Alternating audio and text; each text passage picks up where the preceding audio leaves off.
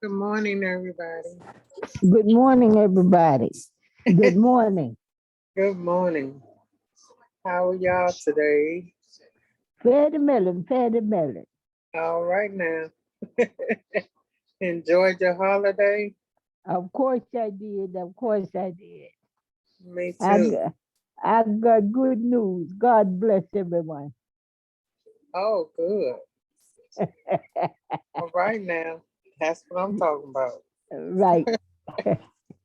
Yes. Sure. I had a peace and quiet. It was nice and quiet. Yes, yes. And we had it went kind of well. I say it was kind of slow, but then it started speeding up the days. So I was like, oh shucks. It was look like moving slow. Then all of a sudden, shoot. What you do Father's Day? Well, my son came over Saturday and my sister came over yesterday. Oh, okay, So good. so so seeing both of them is a blessing to me. Oh yeah. I know I know this sounds crazy, and this Uh-huh. is why I say God's blessings. My son carried on a conversation with me Uh-huh. that he hasn't carried on with me since he was 6 years old. Oh wow. And Really? let me explain. When my Uh-huh. son, when my other son passed, my little boy, he was 6. He Uh-huh. he he wasn't. He didn't talk no more. He wasn't happy no more. Yeah. So so when and he's 43 now. So Uh-huh. when he came and talked to me Sunday, he said, Mama, you sure do look good. He said, you don't look like you ill or nothing. He Uh-huh. said, Mama, he said, how you been doing, Mama? He said, Yeah. tell me about your day, what you been doing. That Mm. is as much conversation as I got out of him since he was 6 years old. Oh, really? Oh, that was a blessing. Yeah. That Right. I mean, definitely come before from if I asked him, how you doing? Fine. Where you uh-huh. been? Outside. Yeah. Always one answer. Yeah.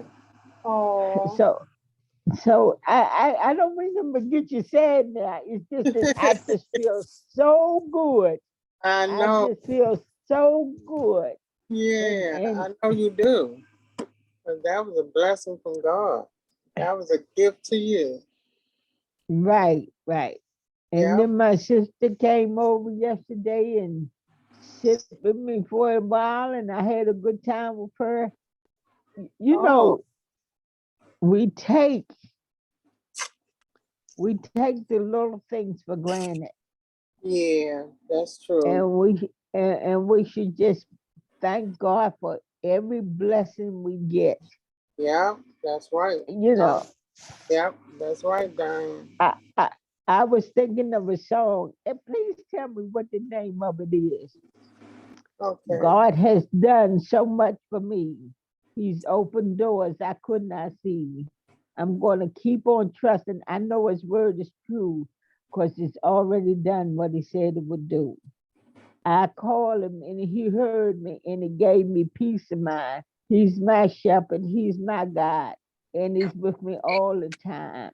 I don't worry, I don't fret because God has never left me yet. Keep on trusting. I know His word is true because He's already done what He said it would do. What's the name of that song? Oh no, Diane. I gotta hear the word. I mean, hear the music, then I might Well, know. well, But I heard I'm you. not a singer. That's why I didn't sing. I I know. got I I'm the person they put. Would you believe they put me out the choir when I was a little girl? They Uh-uh. didn't put me out the choir. They told me to move my lips because I But look, I because I heard couldn't. you sing. Hello, because I couldn't carry a tune. Oh, well, at least you tried. Uh, I'm gonna be on, And, y'all. Excuse me. I'm gonna be on, but I'm having work done in the house. So if you don't see me talking, I might move about. I gotta be with the workers, okay? Oh, okay. okay, and thank you, Gracie. It was wonderful. It tastes. I still taste it. It was so good. Thank you, Gracie. I'm glad you like it. Okay. All right then. Okay. Yeah. Good morning, y'all. Good Good morning. morning. Good morning. Hello, You mean everyone. you How are don't know? you? Hey, Alex, how you Hello. doing today? Good. Good morning, everyone. Hello. Good Good morning. morning. Hi, Jackie. I hope everyone had a great weekend. Oh, Happy yeah. Father's Oh, Day and a all right. Juneteenth. So, we all got a much deserved break. So it's nice to Right. see you all Yeah. on. And we had a great time on Friday. Good job to you, Diane, Oh and to man, yeah, everyone that performed. That was such a It great was celebration. wonderful. So thank you. it was You good for too, the you ones too, that Brenda. received the performance. Thank you, Alex. Everything was just great. It certainly was. I Uh, really enjoyed it. Excuse me, yeah. guys. While it's on my mind, may I ask if anybody heard from Thelma or oh shoot, the other girl's name just got out of my mind. I've lost it. Thelma was just on Friday. She actually came on. So Thelma, we've seen her. So Thelma's good. Okay, Some that's good. folks just get off because they got life going on. So Right. that's why Appointments going on. Okay, so that's great. That was good. I needed to yeah. hear that, Alex. Thanks. Okay. Mm-hmm. Get used to seeing everybody, and but then forget that we have life going on. But personally, I'm glad all the other stuff is going off. I'm glad the iPad is back. I was, missing it, getting kind of bored. Oh yeah, people. Well, even if people got things going on, most of you still, get on regardless. So, Yeah, I do if too.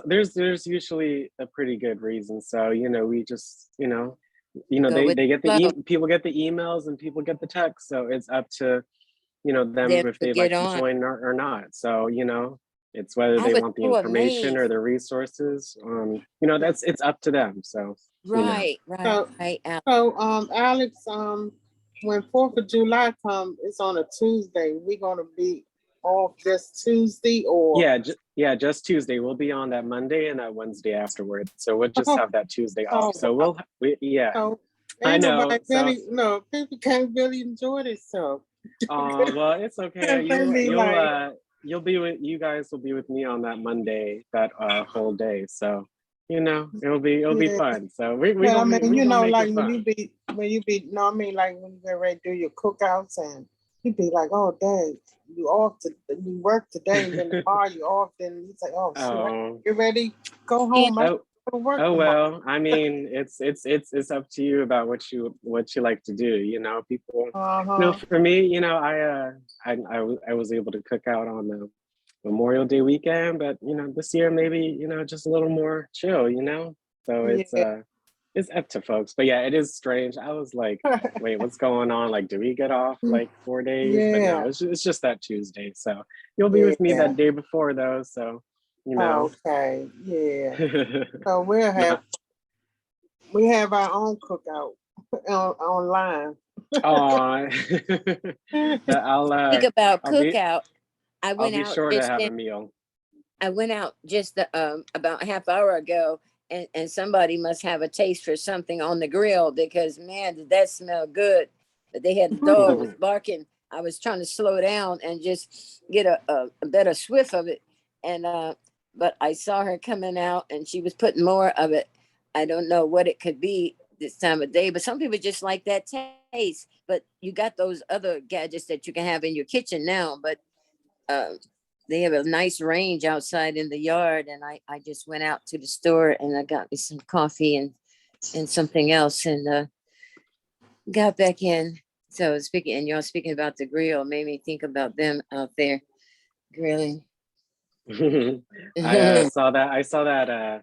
Well, my friend actually saw yesterday. Her neighbors was cooking out, but Yeah, I just mainly cooked inside my house. So I just had a right. good meal and I relaxed and I I was looking forward to seeing you all today. So that's That's all. we're already here. Isn't that crazy? It felt like we just seen each other on Friday, but it's already, it's already Tuesday. Have mercy. I know, right? Brenda eating Mm. something good. Cantaloupe. I I'm eating say, cantaloupe. Oh, great! oh, Man, give me. I wish you could just give me some, Brenda. yes. Here you go, here you go. I Hi, love cantaloupe. everybody. Hi. Hey, Ann, how are you? And Much better, thank you. Good, good. good. I got your message, and that was really sweet. Thank you so much. Oh no, you are a sweetheart. You know I Yeah. love you. Oh, thank you. I appreciate that. It's always a pleasure. So, it is about to be that time. So again, thank you all for getting on today's lunch club. It's been such a pleasure We got a learning small about food with crowd you all. today. Yeah. So, you guys got on getting the information. So, just take that in stride and, really pat yourselves on the back for getting on because, some folks is probably like, hey, it's a holiday. I could take It's a day still off. But no, great. it's Yeah. you can learn every single day. So, We certainly so can. so yes. So before we start, I would, always like to go over the week ahead of us, so that way we all know what's going on. So for today is American Eagle Day, June 20th. And we'll be covering the lunch club. We'll be covering proteins. We'll also at 1:30, we'll be covering hoarding with the East River Family Strengthening Collaborative. So please look forward to that at 1:30. Tomorrow we have our advanced tech training. So we'll be going over classic games. So you'll be learning a little bit more about their history and some digital versions of some of your favorites. We have the book club with Crystal at 12. And we have module 2 in the afternoon talking about buttons and accessibility features. On Thursday, we have the lunch club again. So again, please look forward to that. And we have Dr. Mundy, who did an excellent job on our Juneteenth celebration, her poem. And she'll be talking about gluten. So very important topic. Last but not least for this week, for our advanced training on Friday, we'll be covering voice control, one of the accessibility features. And last but not least, I'll be conducting module 3, email on your iPad. So always good to learn about email, reinforce those ideas, and that's the time to ask me any questions that you may have. So very interesting session all around. Today we have the library, Petworth, library 1:30 to 4:30. Tomorrow we're at Capitol View Library from 12:45 to 3:45. On Thursday we'll be at Anacostia, 1800 Good Hope Road from 1:30 to 4:30. And next Monday we'll be at Benning Library, 3935 Benning Road Northeast. Again, you could see this flyer every day in Teresa's email. Last but not least, June is National Fresh Fruits and Vegetable Month. So if you'd like to learn more about what this month commemorates, please read the short but yet insightful description. Okay, again, this email has the majority, if not all the information you need for all of our sessions. So it's really important that you look at it every day. So today we'll be finishing off our presentation on from grains, that video we were watching last Thursday. And then today we'll be talking about proteins, as you can see. But before we finish the video, I heard that Brenda, you're eating some cantaloupe. What else? What are you eating for lunch today? Who would like to say? Well, I got some kale that I cooked the other day. I'm fixing that, and probably a baked potato and a piece of chicken. Throw it in the oven, and that's it. So, Oh, it sounds great. yeah, Awesome, I went to Brenda. the market Saturday. I think I got about 20 pounds of kale. Oh, and bless your heart. All of it.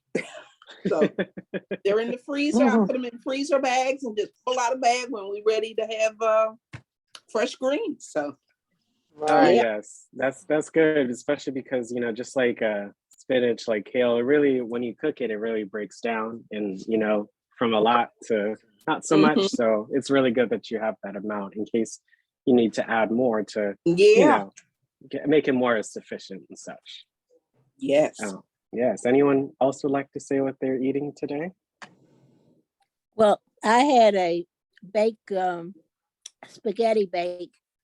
And I also got a cantaloupe from over at the farmer's market. And Mm. I also went and got me some kale too, Brenda. Mm-hmm.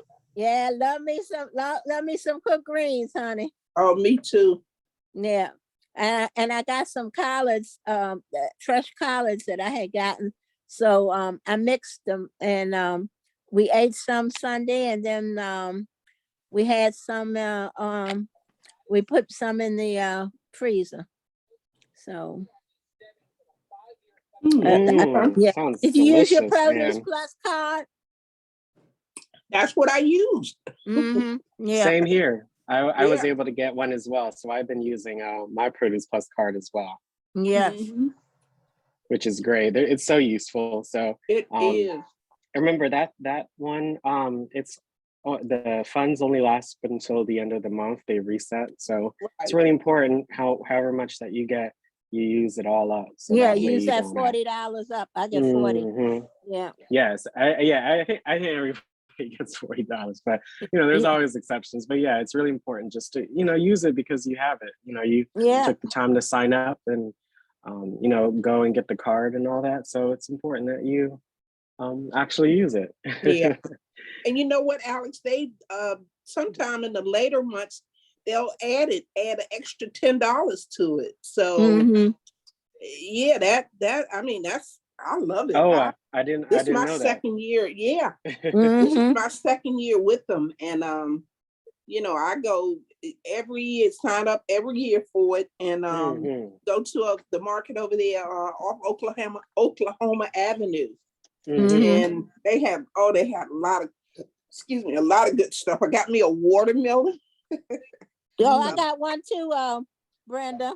yeah. Have you So tasted yours? I cut mine. Mine was sweet, kind of sweet.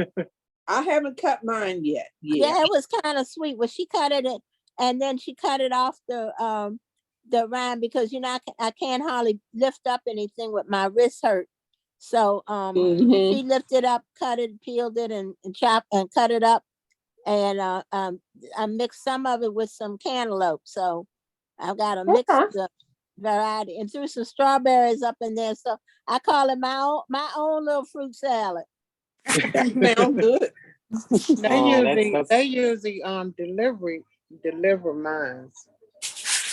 So this be my second year getting it delivered, but they haven't delivered yet. They said they supposed to start, I guess, this week or next week. Oh wow. Mm-hmm. This is if you guys can see my screen, this was my setup Oh, for okay. Sunday or Sat. It was either Sunday or yesterday, but this is my setup when I cook. So I made me some All stir right. fry yesterday. It's always good to, you got to prep before, so that way it depends Yeah. on what you're cooking. Like Yeah. if it's like meat or something, it's always good to always just prep while you cook, so that way you can waste less time So and when be you more cook efficient. that avocado, you mixed it in there with the Oh no, stir fry? that was fresh. I mean, just right on the top, and it's I usually It's slather it on some toasted bread or Oh, something like that. So it's again, I just yes. made it ready so that way I could just scoop it with my spoon. Oh, But okay. that's how I usually set up. I do my veggies first, and then we have my stuff cooking or my meat or my protein or whatever. Right. So yeah, that's how usually I That Yeah, broccoli looks some kind of good. That's my favorite oh yeah, broccoli. me half too. roasted it and I half sauteed it. So That looks Uh-huh. good. that way you could get those different textures. That's all, that's how Crunch. you really enjoy. Yeah, that's how you And really if I enjoy eat, your if meals. I eat that like that, all that vegetable, I won't even miss no meat. Oh Cause yeah, I Yeah. I mean get full off of that. yes. Oh yeah, it was very filling. So I was kind of surprised myself. Like Yeah, it I is. didn't need to eat for a while, so it was good. And it's always good to put Uh-huh. something fresh. So yes, that's great. So now we're gonna finish the whole grain video that we started on Thursday, and we'll just learn more or finish learning about the different grains that are available to you. So yes, I love watching these videos. They're just always so informative, right? Mm-hmm. Mm-hmm. Yeah. So we learned about oats, we learned about amaranth, we learned about sorghum, we learned about Ezekiel bread, we learned about spelt, buckwheat, and farro, and groats as well. So the next thing that we're gonna touch upon is brown rice. Yep. Brown rice. Brown rice is really just white rice in its natural state. It still has the brownish color bran covering, so it's a bit higher in fiber and more nutritious than white rice. Brown rice is high in selenium and manganese. It takes a bit longer to cook and has a chewier texture, but it can be used in most recipes that call for regular rice.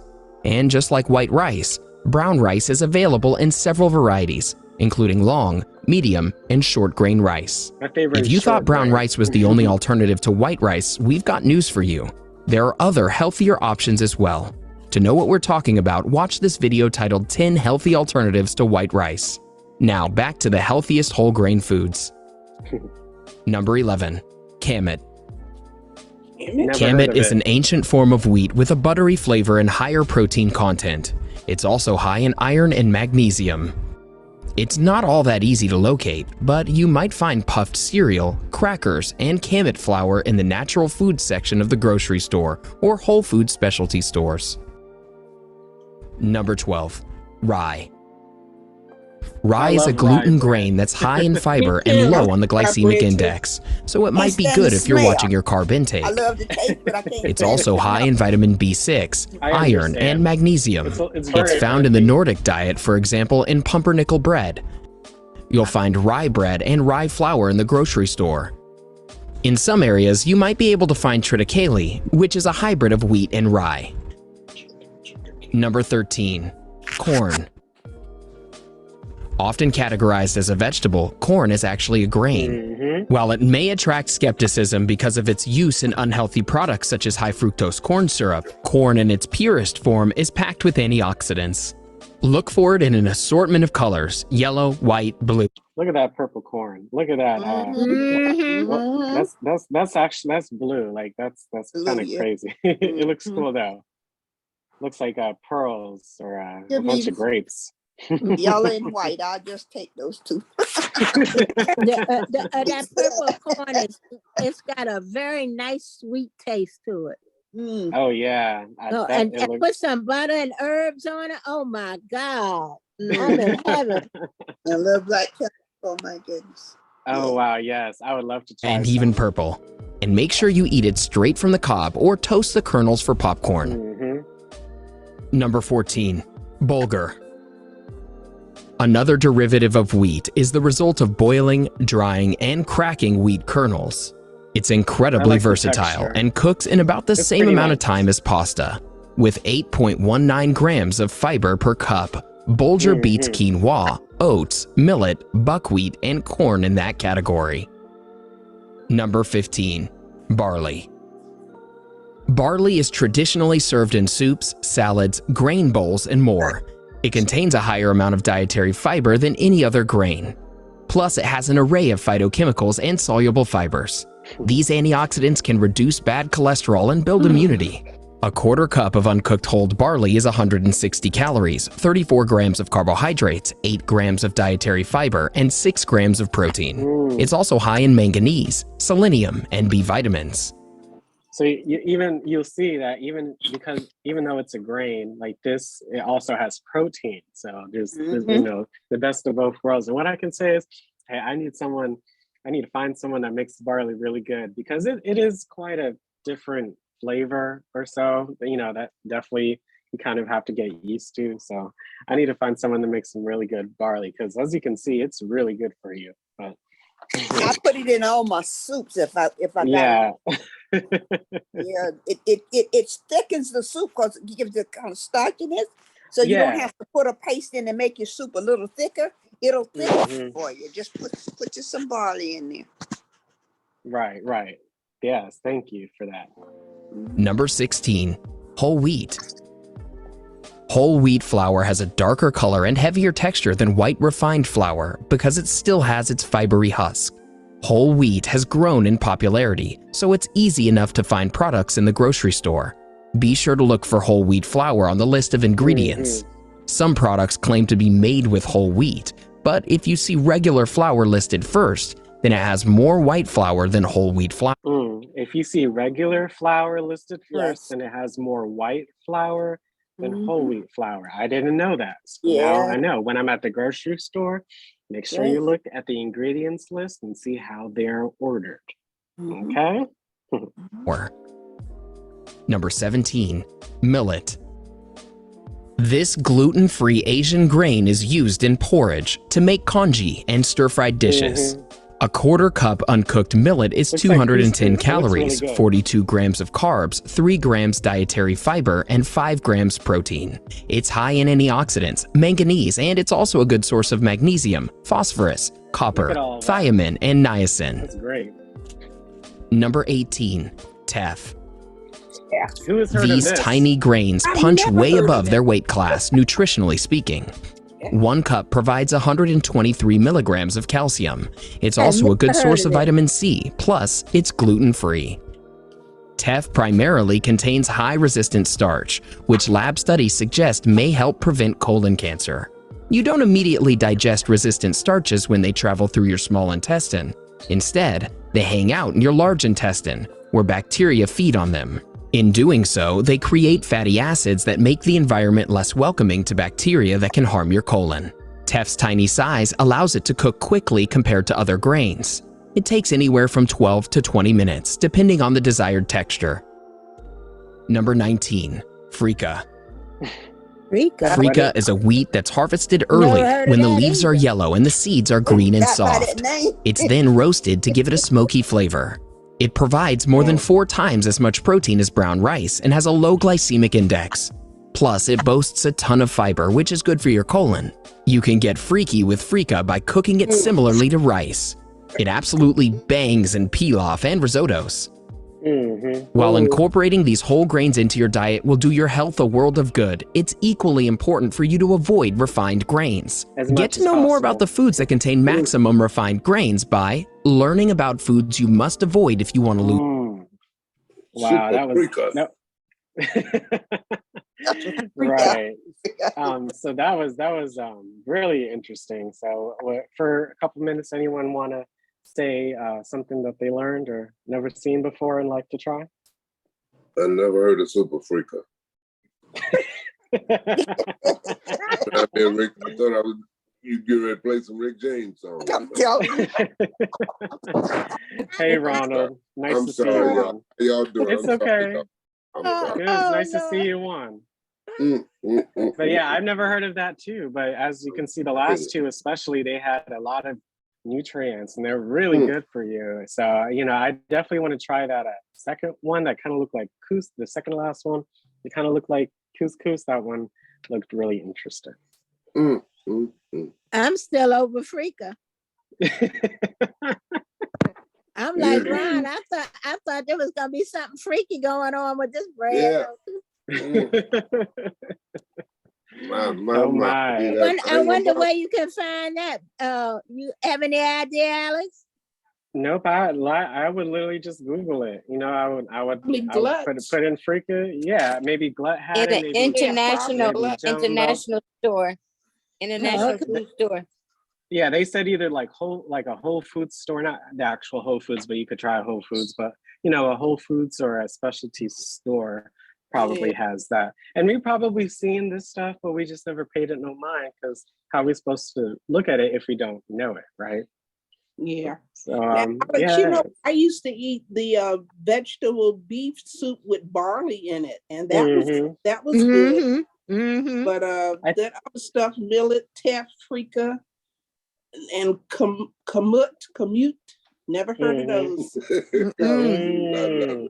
I think it's the texture of barley that I'm not like so fond of, because it's not tough, but like when you bite into it, it seems like the middle of or when I ate it, the middle of the barley was kind of like not chewy, but it kind of gave that texture. The outside was good, but that's just what I got from it, But from you barley. gotta cook it real good, Alex.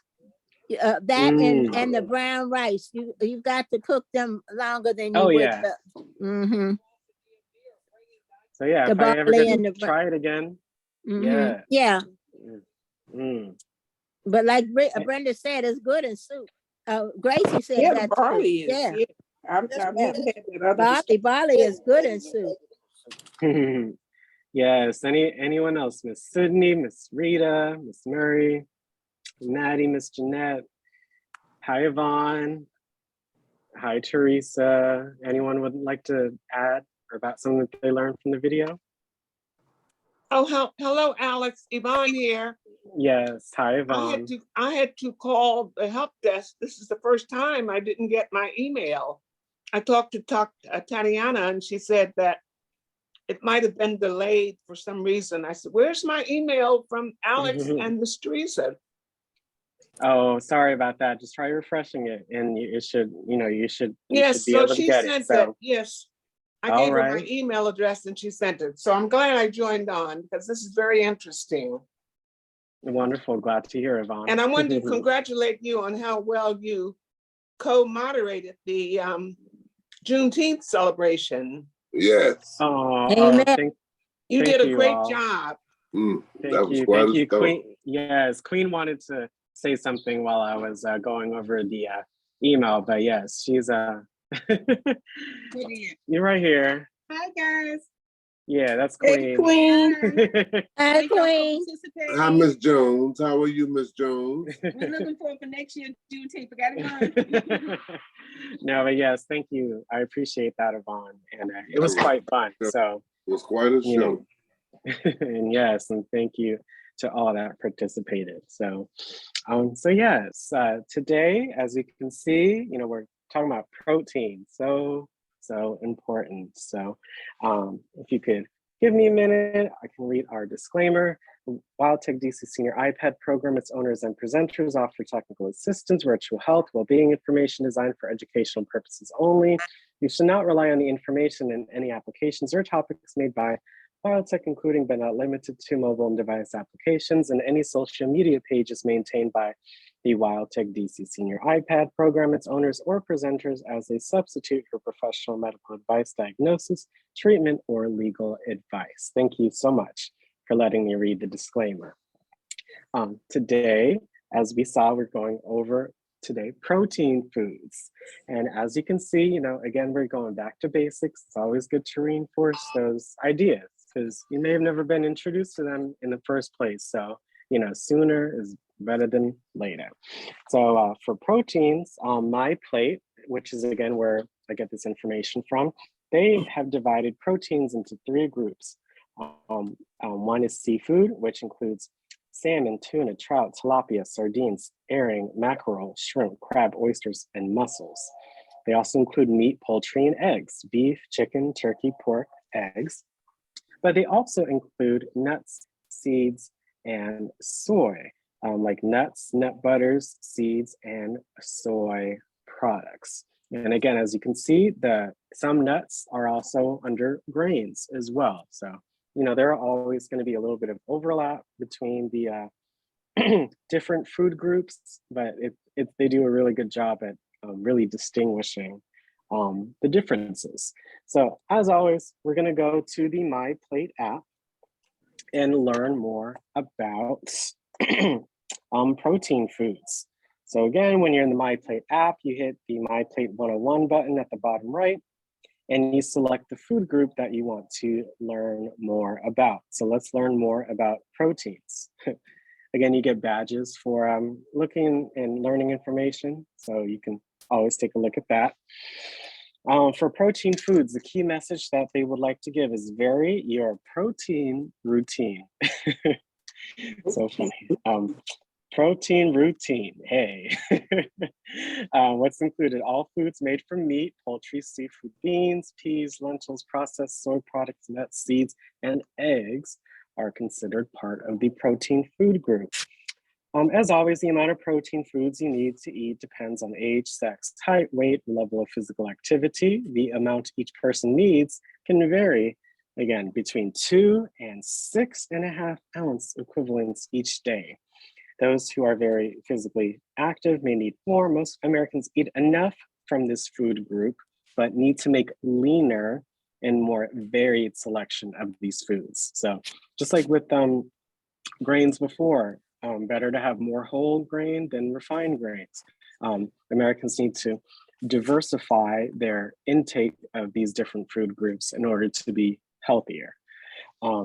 As you can see, for recommendations for older adults, they said for 60 up for women, they need about 5 to 6 ounce equivalents. And for men 60 and up, they need about 5.5 to 6.5 ounce equivalents. Again, when you create your plan, they will recommend you an amount, again, based on different factors.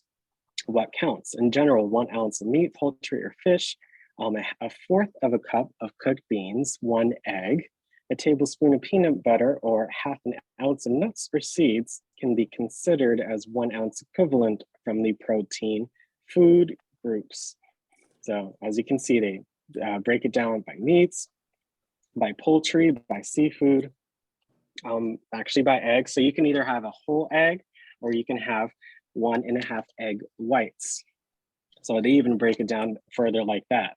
1 ounce of nuts, or half an ounce of seeds, or 1 tablespoon of basically nut butter, which is, again, quite interesting. So you can look at the different amounts that are considered a cup, especially these beans, peas, and lentil section. You see the amounts spaced differently.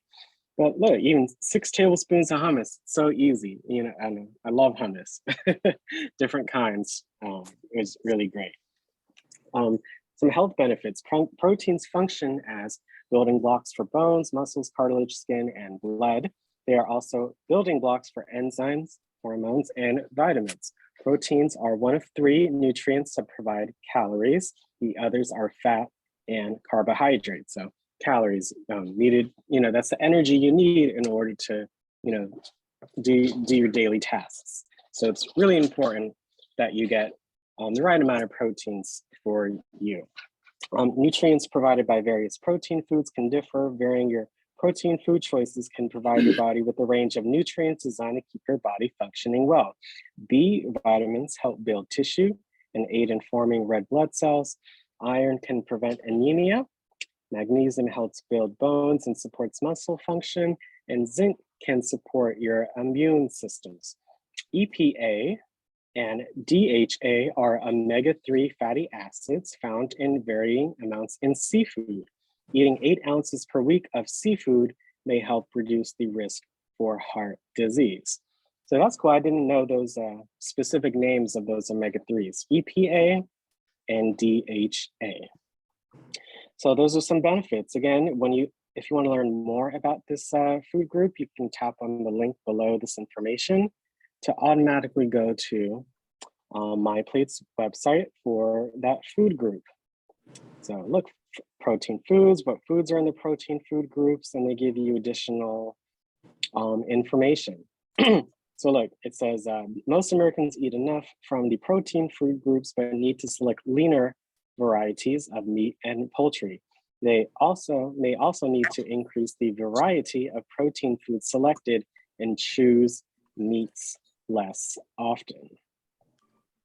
So as you can see, they give you some great tips. Again, the nutrients that are found in there, and they also give you this reminder of keeping some protein food choices are high in saturated fat. These include beef, pork, and lamb, regular lean and ground beef, regular sausages, hot dogs, bacon, luncheon meats, poultry. So it's just important just to be mindful of your intake of these such foods. But yes, you can go here and look at all of the different reasons why and the different recommended amounts of protein or whatever food group that you're looking at. So take advantage of this resource. It's quite interesting to learn about. Next up, we're going to watch a quick video, just what are proteins, very basics. And again, you may learn something new. So after the video, we'll discuss what we learned. And then I also have another video for you, just going more in depth on proteins. So let's go ahead and get started.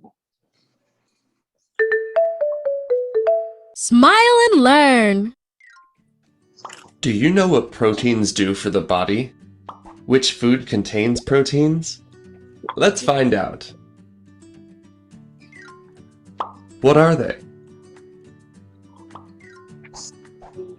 Proteins are nutrients that make up the tissues of our body, like muscles or bones, for example. Also, proteins transport some vitamins and boost our immune system. Types of proteins.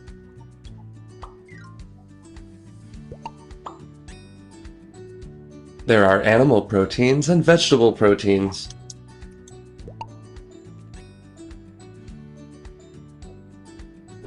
Animal proteins are found in food sources like meat, fish, eggs, milk or dairy products like yogurt or cheese.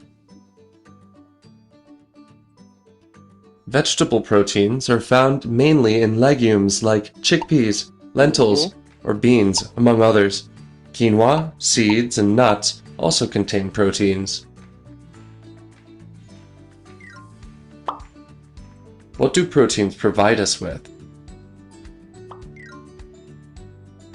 Proteins help us grow and stay healthy.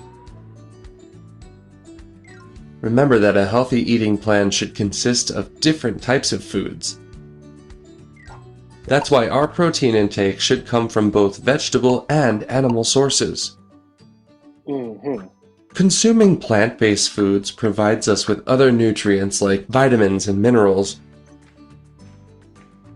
while animal-based foods provide us with some of the minerals we need, and also with fats. Let's see which foods you could eat to include protein in your diet. Protein-rich dishes. Yep, here are some examples. Legume salads or chickpea hummus are vegetable protein dishes. You see in the salad, they got avocado, they got lemon, they got chickpeas, they got some herbs, they got tomatoes, some cauliflower, some spinach. So all different different things in the salad. And the chickpeas, you can see that there's olive oil, which again is good for you. They got the the actual chickpea hummus itself. They got herbs. They got the some pieces of actual chickpea. It's always good to let folks know what it is. So putting the actual chickpea on the hummus looks very appealing. So yeah, just to be aware.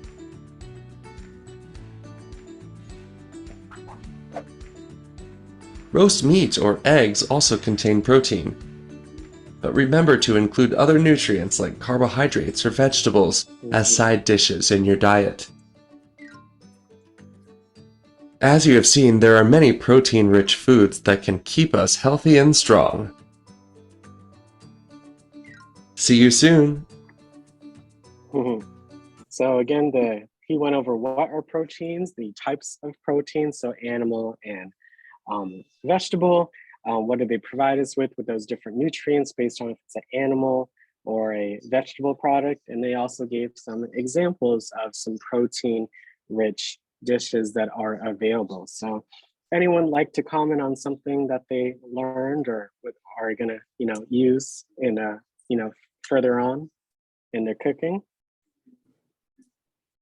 Well, Alex, I've never had hummus. I've seen it lots of times. What does it taste like? I mean, look like it's be good on a cracker or something. Yeah, good on a cracker. I mean, good as a spread on a sandwich. There are many different uses of hummus. I mean, hey, it's really creamy. It's really good for you. Again, it has those different elements and lots of protein as they went over. So Yeah. I would try it out. I would try just a regular hummus, but I also have different varieties like garlic hummus or like hot, like they have hot or spicy as well. So so I would try it out. And they have it at most, if not all, grocery stores near And Alex, my daughter went to a Lebanese restaurant and she had a hummus platter. So you can get, as you pointed out, you can get all different varieties of hummus dishes. Some of them had chicken mixed with the hummus, and I make my own hummus from chickpeas. It's very easy to make, just a little garlic, and it's a wonderful snack. You know, it's so healthy when I feel like something, a healthy snack. Yeah. But she got a hummus platter, so you just make it from chickpeas and maybe add a little garlic, and that's about it. Some maybe a little sour cream. How do you make yours, Alex? Oh yeah, I mean it just you know, depends on how I'm feeling, but usually I do some crudité. You know, just cut up some raw veggies like celery or carrots or you know, even radish is really good with it. So I would get like crudité platter and just kind of go to town, you know, start off like cucumber and hummus is really good. You know, you could have carrot in one finger and then cucumber in the other and dip both, and it's just like, hey, it just get that, it's all about the texture. So, you know, everything's just really fresh and good feeling. And you can put it on tortilla chips or something if you don't. Oh yeah. Tortilla chips you can have as a dip, you can use it as a spread, you can have other spreads along with it. So if like you're having a you know, a house event or something, you know, folks have options available. So it's just ground up beans. Yeah, chickpeas. Chickpeas. Garbanzo beans. Ooh.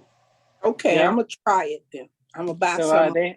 I forgot the brand name, but it's it has a red top most of the time. I think it's called goodness gracious, I don't remember what it's called, but they have it in like all the grocery stores. So they have, you know, if you look right next to the tzatziki, it's usually next to like the potato salads and the macaroni salads, like that portion of the grocery store. It's usually near some of those. Yeah, hummus is made out of chickpeas, Ronald. So they put it in a food processor with some olive oil, some herbs, some you know, maybe some like a little bit of water or like lemon juice or something like that. So all you do is put it in the food processor, and you can even make your own if you don't you know, if you just want to do that, if you have the time. I mean, anything homemade. You can just mash the peas yourself, you know, with a fork or something. Oh, if yeah. You don't have a blender or. Kind of like guacamole. You know, you can make the texture as either thin or as thick as you'd like. So just depending on what you're using it for.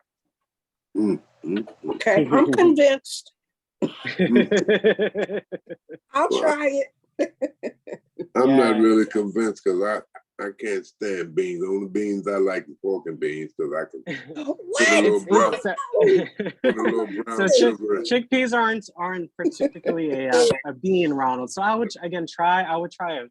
You know, if you just wanted to get it from the store, I would try, you know, the smallest size that they have, and then see how you like. But if you like, you know, like the whipped butter texture, or you know, like any type of spread or something, like it's sort of the same. It just gives it just a little more, you know, body, and it you know, has the fiber and again like the protein. I made a solemn vow when I became old enough to get my own money. I would not eat them beans my mom set on the dinner table anymore. Oh, better than big old nasty lima beans. Ooh, good. And they're for you. No, they're so good. Beans are good for you, I love yeah, they're good, healthy. Y'all don't understand. Y'all don't understand what I'm saying. Y'all don't understand what I'm saying now. Well, I don't like lima beans. Mom had 7 plates to make. She had 7 kids. And she would put them lima beans on that plate. She knew me and my brother Greg couldn't stand them. So she had the cornbread in the oven, see, and that cornbread float out the oven by itself and float right to the butter. See, that's how good that cornbread was. And if you wasn't eating them beans, you didn't have nothing to look forward to with her. I'm telling you the truth. Oh my goodness. When I got to be 12 years old, I got me a job where I had to eat no more beans as long as I'm black. Well, wow. darling, beans are good for you. I'ma Beans, give her- right, Ann? That's I'm true, gonna give it Ann. a- Beans are good for Good you. for They you. give it a are try. I'm gonna very give it a good try. for you. Now Red Cook. that And I'm put saying those- what's healthy, I'm gonna back up a little bit, and because black eyed peas, same thing. Ooh, yucky, nasty. Oh, Right, Great right. Northern. New Year's Eve, everybody Ronald, add some of these for good luck. Ronald, I can agree with you. I had beans all my life, and I didn't eat beans again until I was well in my 60s. All I had was beans and hot dogs, beans and fish, beans and beans and beans. Well, So, Ronald, smoking I beans can I can agree with stand. I can you. stand baked beans, but no. Wait a minute, how about Great Northern beans? Ooh, Yeah. yucky. Oh, I like somebody oh, must come not on, know how to come on, cook them Ronald. beans for you. Hey, I'm telling Ronald, y'all the truth. I Pinto can give it a relate beans? to you. I can relate to you, Ronald, having that stuff all the time. But it just Yes. prepared me for my my present day. I have no Mm. problem with them now. I'm broken in. So Mm. I'm good. I know all kinds of ways to fix some beans. Well, I won't y'all ever. going to stay with me. Y'all going to I stay just with got to me. work in getting in the cans now. Do you eat chili, No, Ron? beanless chili. Oh goodness No, gracious. Ron. My brother Mike.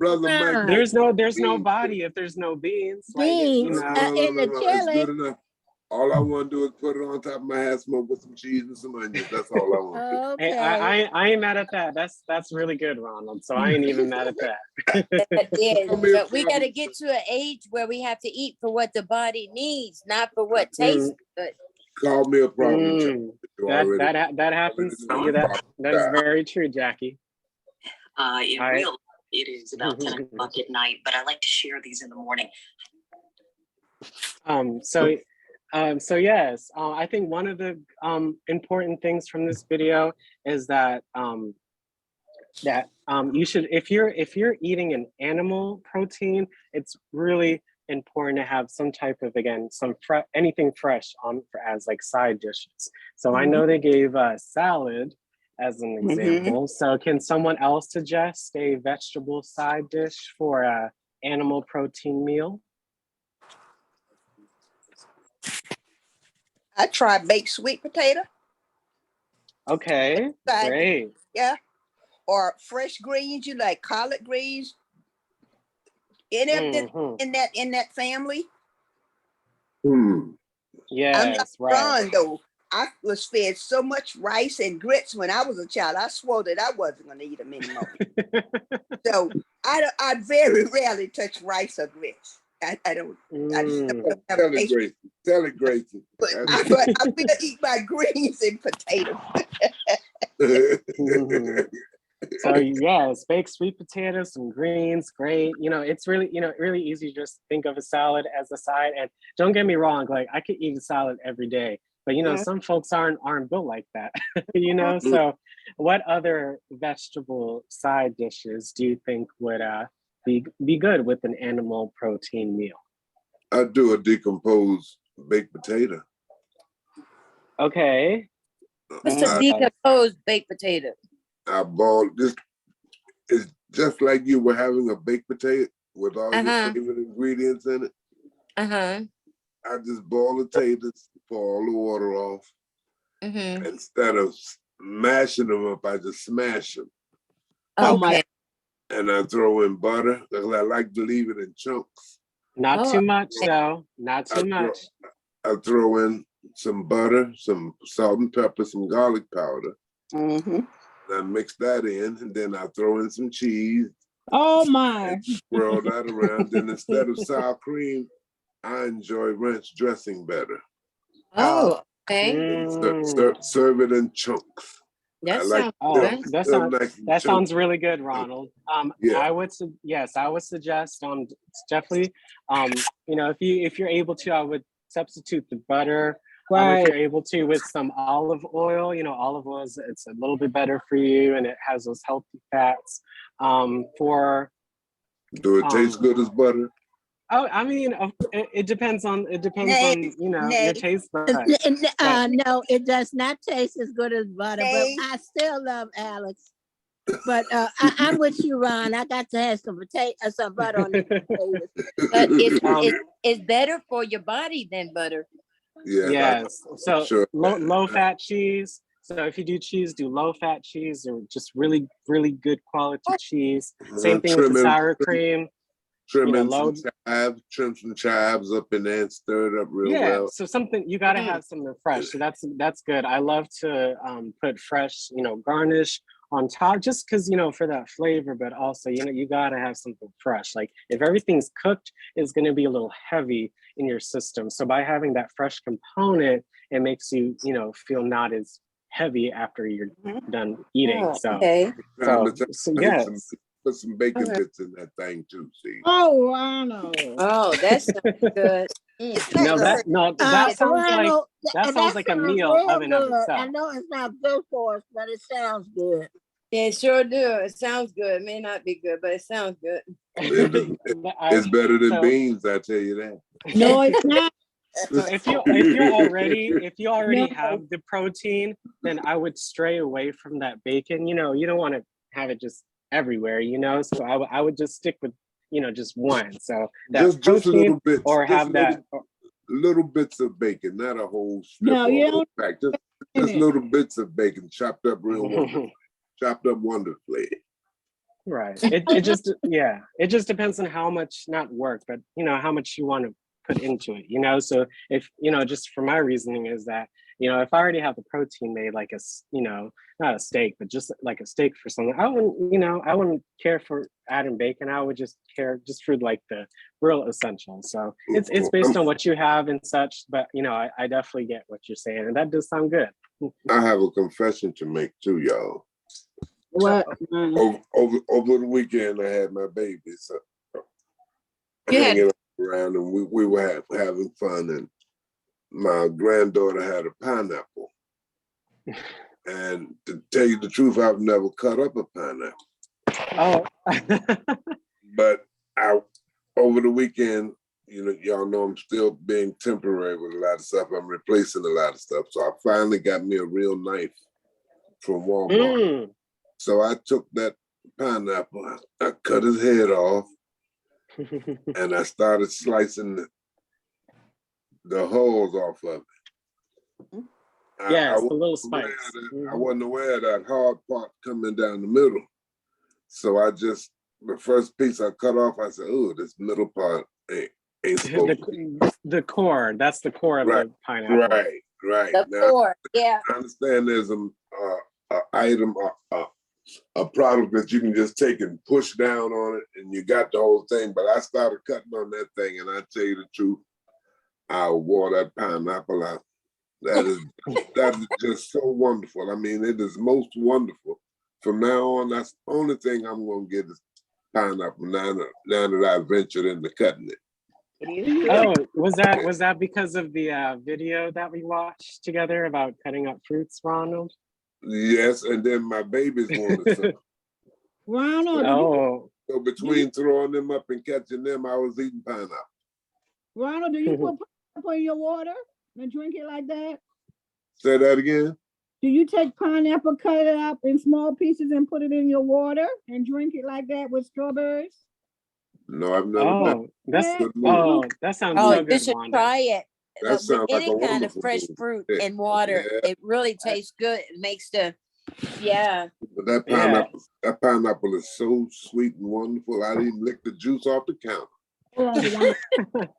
Yeah, and once you're done drinking the water, I mean, you still have the fruit at the bottom. So it's like a fruit cup, but without all that added sugar and preservatives and all that stuff. So I got Alex, another little baby one sitting downstairs calling me now. I'm gonna go address the Alex, situation shortly. Go to Amazon and buy the one that cores it for you. I have one that makes it so much easier. It just Yeah, Yes, you it just does. push pulls it right down out. on it. You just push down on it and it's all set, right? Right. Yeah. Yep. Yeah. Yeah. Very Try that. simple. Try that. 'Cause that Yeah, thing, but if that you thing is juicy. if you don't have that tool, then you know you can. As we saw in the video, you can cut any fruit with the knife. It's just really just Yeah. knowing that Cut in half process and and core it. such. So you know, Yeah, Right. it's I up finally got to me a real what knife. you got. I finally Oh, got me that's a real knife. So yes. that's my And confession, y'all. I've never done that before, but it's Good gonna for happen again. you. Gonna happen Great, again real Ron. soon. oh, Real soon. I'm on the same boat with you, Ronald. I have never cut up like a actual pineapple before Right. myself, so it's I understand how you're feeling. But yes, having a nice new fresh sharp knife, it's really Yes. it makes Yes. everything so much safer because a Thank you dull very much. knife, if you cut with the dull knife, you could cut the wrong way and accidentally cut your fingertip off. So Yeah. having a fresh knife is it feels really good. So I'm really happy to hear that. Getting all the Yeah. husk off of it is important too. You don't want to bite into some of them little pieces. Yeah. Yeah. Those Mhm. little sharp pieces that we leave in there. Yeah. All this talking about food and cooking and stuff is inspiring me, guys. I don't know. Some of you might be aware when I shared early on when I first came on. I'm still not there where I can go in the kitchen to cook anything and mess with the fire or to work with a knife or any of that stuff. I still can't even. I can barely carry a plate from one area to another. oh, You'll So get your confidence, Jackie. Your confidence thank will you so come back. much. Take your time with it. Take your time Thank with it. you. I just embrace the reality of where I am now, so I'm not as angry and frustrated. I'm just open. I'm like a sponge now. I'm just open. So as I hear you guys and talking, it just inspires me to. I'm trying to remember some of the stuff. I know I cooked at one time, so I'm Take trying to baby remember steps. Take stuff. baby steps. Take baby Yeah. steps. So that's Oh, but I enjoy just listening to it. Thank you guys for sharing and being there. Alex. no problem, Jackie. Yeah, it's just getting that background knowledge, and then once that light bulb hits, you'll Yeah. feel really good. So thank you for Thank sharing you. that. And that's what you're getting on. So you're learning Yeah. information. So just keep doing what you're doing, and Yeah. you'll get there. Yeah, because not too long ago, I couldn't even express what I just said. So it's little signs that I can tell I am growing. Good. God is good, baby. He's not gonna leave Yes, you. yes, He's not gonna leave indeed. you or I'm forsake so you. They are baby steps. Yes. Baby steps. That's Wanda, did you say my name? Alex, I want to say something. I didn't see your name. I forgot to get. I was late getting on. I'm sorry, but I just want to say when I cook beans, my friend is from Cameroon, and when she cook beans, she don't put no meat. We put ginger. When they're almost done, we put ginger. We grate up some ginger and some onions. And are you talking about then put it over some rice? Ooh, Yeah. Got it good till she said Oh. rice. Yes, Gracie, it's so good. You don't need Oh yeah, okay. no meat. Ginger Yeah. and some onions up. Yeah, it's so Yeah, I good. can go no meat. I don't really Yeah, eat a you don't lot of meat. Very you- little meat I we eat. don't need meat. Ronald, we don't need Yes. we don't need that steak. Uh, We don't need that steak. We okay. I don't need a steak. You don't need no steak right now. No. Not right now. When later on, or what do you mean not right now? What you talking about? No time soon. Huh? What you talking? Yeah, I think Ronald likes steak, Wanda. I'm not sure what you're talking about. So Yeah, me too neither. Me too neither. Yeah, but yes, that was great.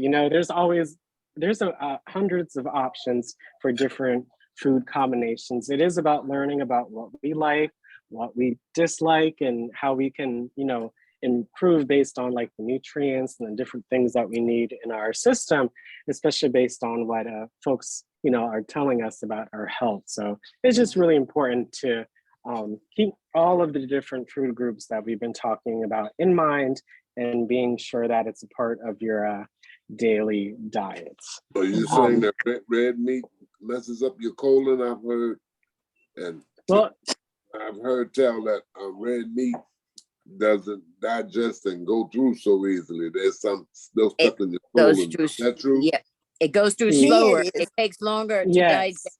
Yes, Ron, and that's how a lot of guys get that colon cancer, not just from steak itself, but a lot of the animal meats don't process well in the colon. And now that they have tampered with that stuff so bad, it's really gotten worse. So that stuff that they got plant burgers and stuff. Anybody know about that? Do you get protein from that? The I've eaten Impossible. it. It's good. Yeah, Oh, they're great. Impossible Disgusting. patties or like the It was plant-based. good. I tried that. It was good. I really tried Especially the the burgers. I really like the burgers. Yeah, Me Okay. too. It just I depends on just- how you cook it or how you prepare it. So my last Oh. colonoscopy last year, my doctor was very pleased, and so was I. There was no problem. Oh, very good then. That's Clear good some- news. Oh yeah, good I get my labs done regularly. That's great. I don't want to be the That's really last one good. to know. I don't want to be the last one to notice. I know it. yeah. So again, thank you so much for this discussion. Sorry, I'm hearing just a TV in the background, so just be mindful of your TVs and your cell phones, please. So next up, we are going to watch another video on just 6 healthy, high protein foods that you should be aware of. So we're going to go ahead and take a look at this video and see what they have going on. People argue about carbs and fat and most everything in between. However, almost everyone agrees that protein is important and it has numerous benefits, including increasing strength and muscle mass, and of course, helping you lose weight. In this video, I'm looking at 6 delicious high protein foods that are super healthy. The last one is part of a highly controversial meme that's been all over the internet that I just want to clarify.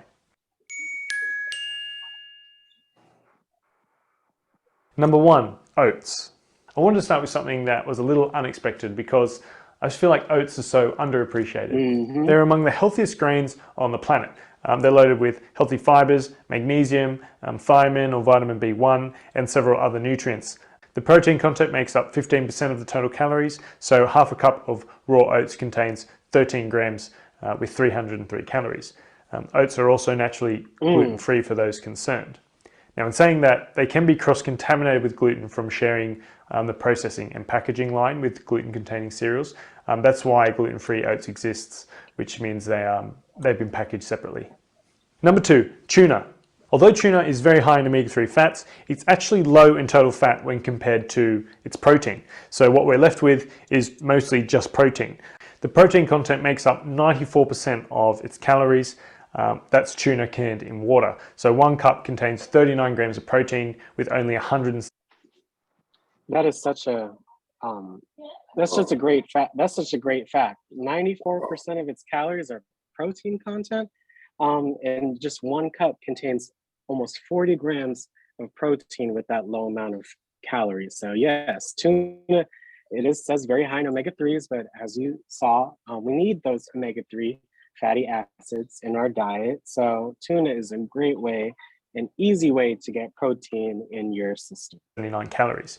Now, all other fish varieties are also high in protein and low in fat, and they also tend to be rich in other nutrients too, particularly salmon. Number 3, eggs. Whole eggs are among the healthiest and most nutritious foods available. They're rich in vitamins and minerals, healthy fats, and other nutrients that most people don't get enough of. 1 large egg contains approximately 6 grams of protein and about 80 calories. Now, the vast majority of that protein comes from the egg whites, and all the other nutrients are in the egg yolk. Number 4, lentils. Yep, the yolk and the white have different, nutrients. Yeah, you got to keep that in mind. Lentils are among the world's best sources of plant-based protein and are an excellent source for vegetarians and vegans. They're also high in fiber, magnesium, potassium, iron, folate, and various other important nutrients. 1 cup or 198 grams of boiled lentils contains 18 grams of protein with 230 calories. There are other high protein legumes as well, including soybeans, chickpeas, and kidney beans. Number 5, lean beef. Beef is very high in protein and is rich in highly bioavailable iron and vitamin B12 and many other important nutrients. A 3-ounce or 85-gram serving of cooked beef with 10% fat contains approximately 22 grams of protein and 184 calories. Now, beef and its protein content has been involved in a very controversial meme, which brings me to the final high protein food in this list. Number 6, broccoli. No doubt broccoli is an incredibly healthy, super nutritious vegetable. Calorie for calorie, it contains a lot of protein compared to other vegetables, which is why I thought to include it in this list. 1 cup chopped contains about 3 grams of protein. But I also wanted to clear up this meme that is often shared by vegan advocates, which states that broccoli is a better source of protein than red meat. Now, firstly, those numbers are not quite right. They're actually both about 9 grams of protein per 100 calories. Secondly, it compares per calorie rather than per gram, which is super misleading because meat is very high in calories, whereas broccoli is very low. It's a green vegetable after all. So right, they can't compare that, like, because if they're based each on calories, there's more calories in meat than the vegetable. So this whatever was shared was not thoughtfully correct. 100 calories of meat is a very tiny portion, so around 50 grams or less, compared to 100 calories of broccoli, which is several whole full cups. That meme also lacks context, which is just so important in nutrition. So let's give it some context. The average 80 kilo person should eat at minimum 60 grams of protein per day based on dietary references. Now, assuming that person has already had 30 grams that day and they needed 30 grams of protein from either beef or broccoli at dinner, you could either eat 130 grams of beef, which is about 0.3 pounds, a very modest portion if you think about a restaurant, which typically might serve at least 200 or 250 grams, or you could eat 980 grams or 2.1 pounds of broccoli, which is about 10 full cups. So it's not only about which scenario you prefer, but also about which scenario is actually possible to do in one sitting. Like you've heard me say so many times before in other videos, context is just so important when we're talking about nutrition. Thanks for watching. If you found this video useful or you enjoyed it. It's a quite quick video, but you learned something new. He talked about oats, tuna, eggs, lentils, lean beef, and broccoli being high protein, healthy foods. So out of that list, again, I'm gonna go ahead and type it in the chat as well. Who would like to discuss what their favorite out of those 6 and how they prepare it?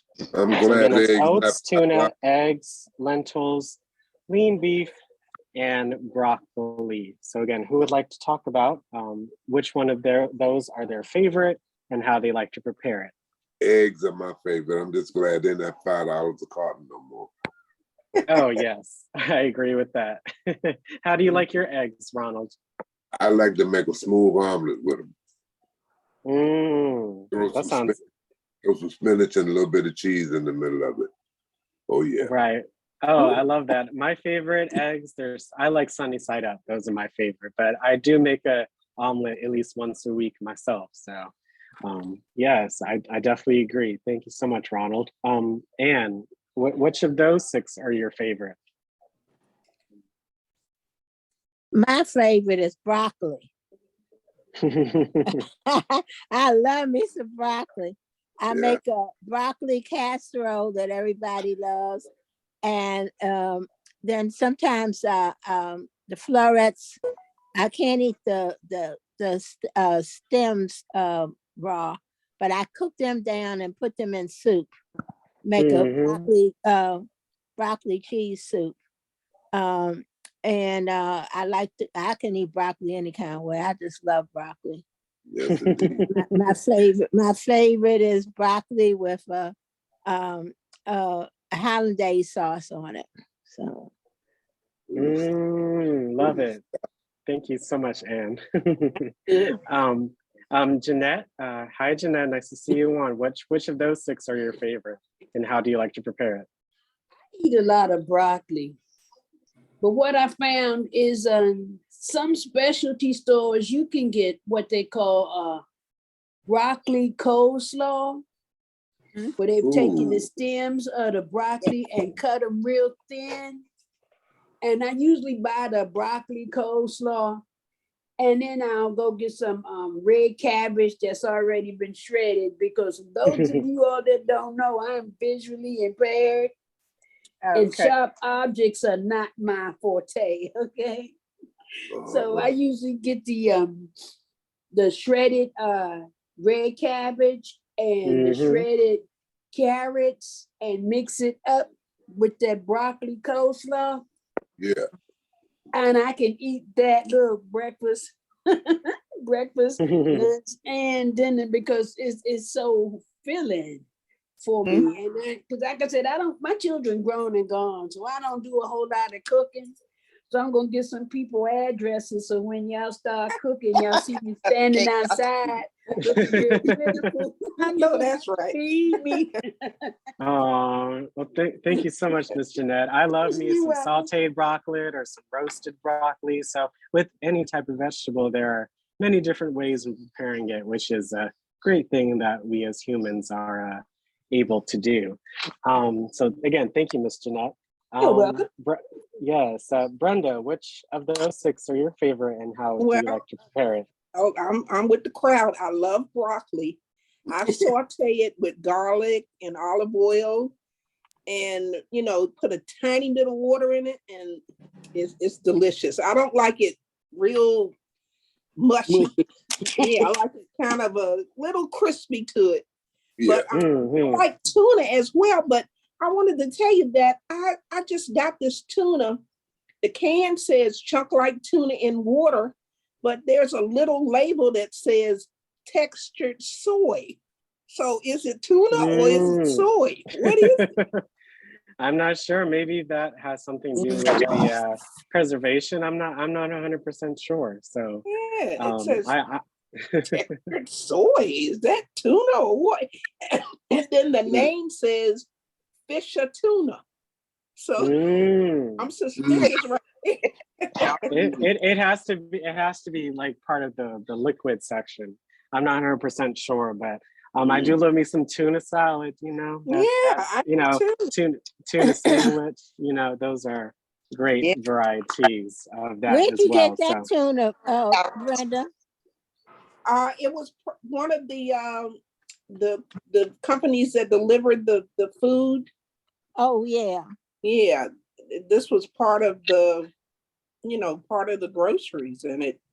That's well, what maybe I ate that and didn't realize that I know it tasted a little different, but I haven't opened it yet. Because I had some other cans of tuna and I used that, and then when I looked at this and it said Fisher tuna, and it's got a little label that says textured soy. So I don't know. Mine came in the bag okay. too. I think I'll be giving that one to the church. No, I think it'll probably be okay. I just never heard it. I ate it. It came in my bag too, and I ate it, and it tasted okay. I just had to get somebody to open the can for me, but it tasted okay, and I just ate it, right out of the can. Really, no, I was going to, but she said, "No, Miss Jackie, you can't do that." So she came in and helped me to put it on something else, and I ate it with some crackers. It was fine to me. It tastes good. The juice of it, I think maybe it had some kind of soy in it. Yeah, I had the same thing, and I'm still here. I don't feel any other side effects or any other challenges going on. I love it, Jackie. You still here. Well, Yeah. Anybody dead. Today is not my day for that, okay? Yes, thank you so much, Brenda. Anyone else would like to say what out of these 6 are they favorite? Miss Cindy, Miss Stephanie, Miss Rita, Miss Helen, Teresa, anyone would like to comment on their favorite protein from the list? I like eggs, Gracie. I like eggs. But when I eat them scrambled, and I like omelets, but what I do, I take half of the yolk and throw it away. I don't put the whole yolk in. part of it. Yep, that's a-okay. Thanks so much for sharing. Anybody else would like to say, well, their favorite protein in general? It doesn't even have to be on the list. What is your favorite protein, whether it's more decadent or, you know, more healthy? You know, it's up to you guys. What is your favorite protein? Alex, I like all of it that's on the list.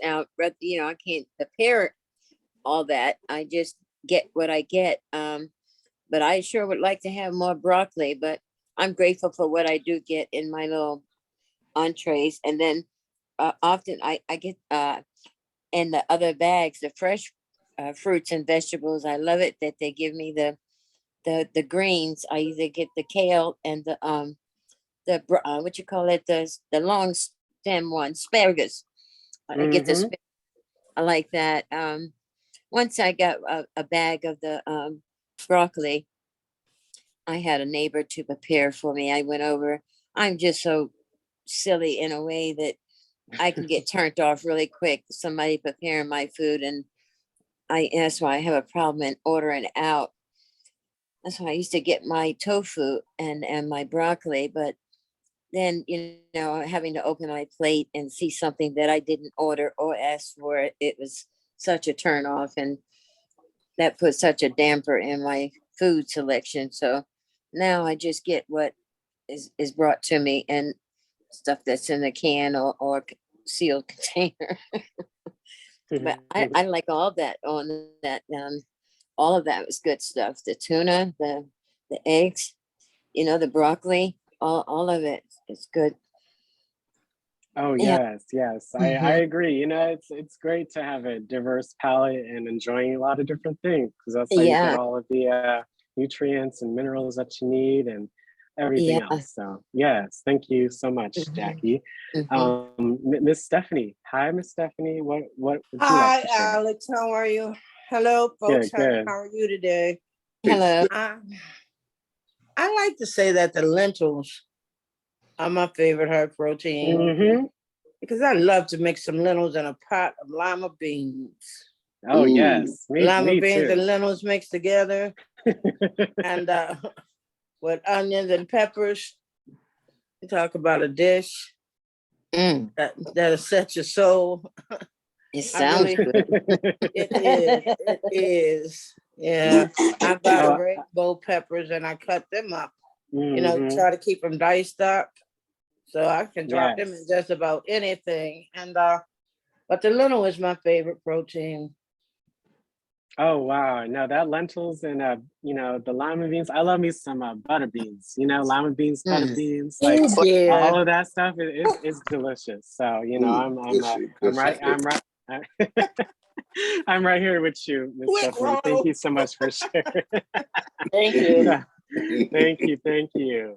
I love those black beans. That's my favorite bean. Me too. I love it. I go to, you know, I used to go to Chipotle a lot, so I'd always have black beans. Black beans, you know, brown beans are good for you, but black beans are really good for you. So. Ronald, you're such a trip. You today. need to quit, Ronald. Ain't bothering y'all. Y'all know I got a cartoon mind. Just it's all right, Ronald. Do your Y'all ain't through with me yet. Y'all ain't through with me yet. So yes, it was, you know, shorter videos today. You know, hopefully you guys learned something new, and it was a pleasure. So on Thursday we'll be talking about the last of the groups. So we're going to be talking about dairy, and then next week, you know, some other topics. I've, you know, heard your suggestions, so I'll definitely keep that in mind when creating next week's presentations. But I hope these videos and our discussions are enriching and informative. I know I've learned quite a few from all of you, so I really appreciate you all for that. So so yeah, we got that going on Thursday. We have my advanced training tomorrow in the morning, so I'd love to see you all on at 10:30 a.m. tomorrow. Always a great time. We have, you know, Crystal with the book club, always great. We have Dr. Mundy this week. on Thursday afternoon. So she's going to be talking about gluten. So very important. And you can all tell her about what you learned about these different food groups and how we've used the My Plate app to learn more information. So if you share that with her, she would really, appreciate hearing that. And, let's make sure to thank her for her performance on Friday. That was quite astonishing. I loved it. So, yeah, that's going on. Great sessions. We're gonna have a great week. So it's always, again, always a pleasure to present for you all. And let's finish up these food groups. All right. Okay. Very good. Thank you, Alex, for introducing us to the freeland bread grains. Frika. Yes. Frika. Yes. Okay. Yes. Y'all stop now. There y'all go again. The freaky Frita bread. Y'all think that freaky when you eat it. So yes, you all please, we're gonna have our guest on at 1:30. So a little bit more time, please make sure you get something to eat, something to snack on, something to drink, using the restroom, so that way you all are prepared. I'm gonna get some of that freaking bread. Get some freaking bread. Shut up, Jackie. Y'all ought to stop. But yes, I hope you all had a wonderful, relaxing weekend, and I'll see you all tomorrow morning. And please enjoy this afternoon session. Thanks, I Coach. just want to tell Thank you so very much. You all made me feel so good today. I was really feeling bad this morning. I had death in the family, and then today would have been my dad's 103rd birthday. And so I was really kind of in a mood that wasn't really right, but I said, I'm going to get on here anyhow. And as soon as I got on here, I felt better. So I love all of you. You all make me feel so good. Thank you. Well, that's what we try to do, is just bring some light. There is a lot going on, as we all know. So, it's important that we always are positive, that we're empathetic and compassionate to others, and on this Zoom and, and in real life as well. It's, you may never know who may need that positiveness and, the looking forward to future, to the future, so that's what I do, and what, we at WildTech do, is trying to enrich you all and to give you some, very useful and pertinent information. So it takes all of us, the James gang. It takes all of us. Yes, we're in your thoughts. You're in my thoughts, Anne, and all of you as well. It's always a pleasure. So, again, please take some few minutes for yourselves, get yourself situated. I would take notes. Again, Tuesdays and Thursdays, those are our resources and our interest groups. I would have, if you're able to, have the pen and paper ready, just take notes, because you may never know what you're gonna find out or learn that you may need to write down. So just keep that in mind. And again, thank you so much, all, for your attention. I appreciate it. Thank you, Alex. And Good thank job, everyone. Yeah, can I ask you all a question? Can you hear me? Jeanette. Yes. Okay. I surf the internet. There has been, I keep seeing it, there is a census.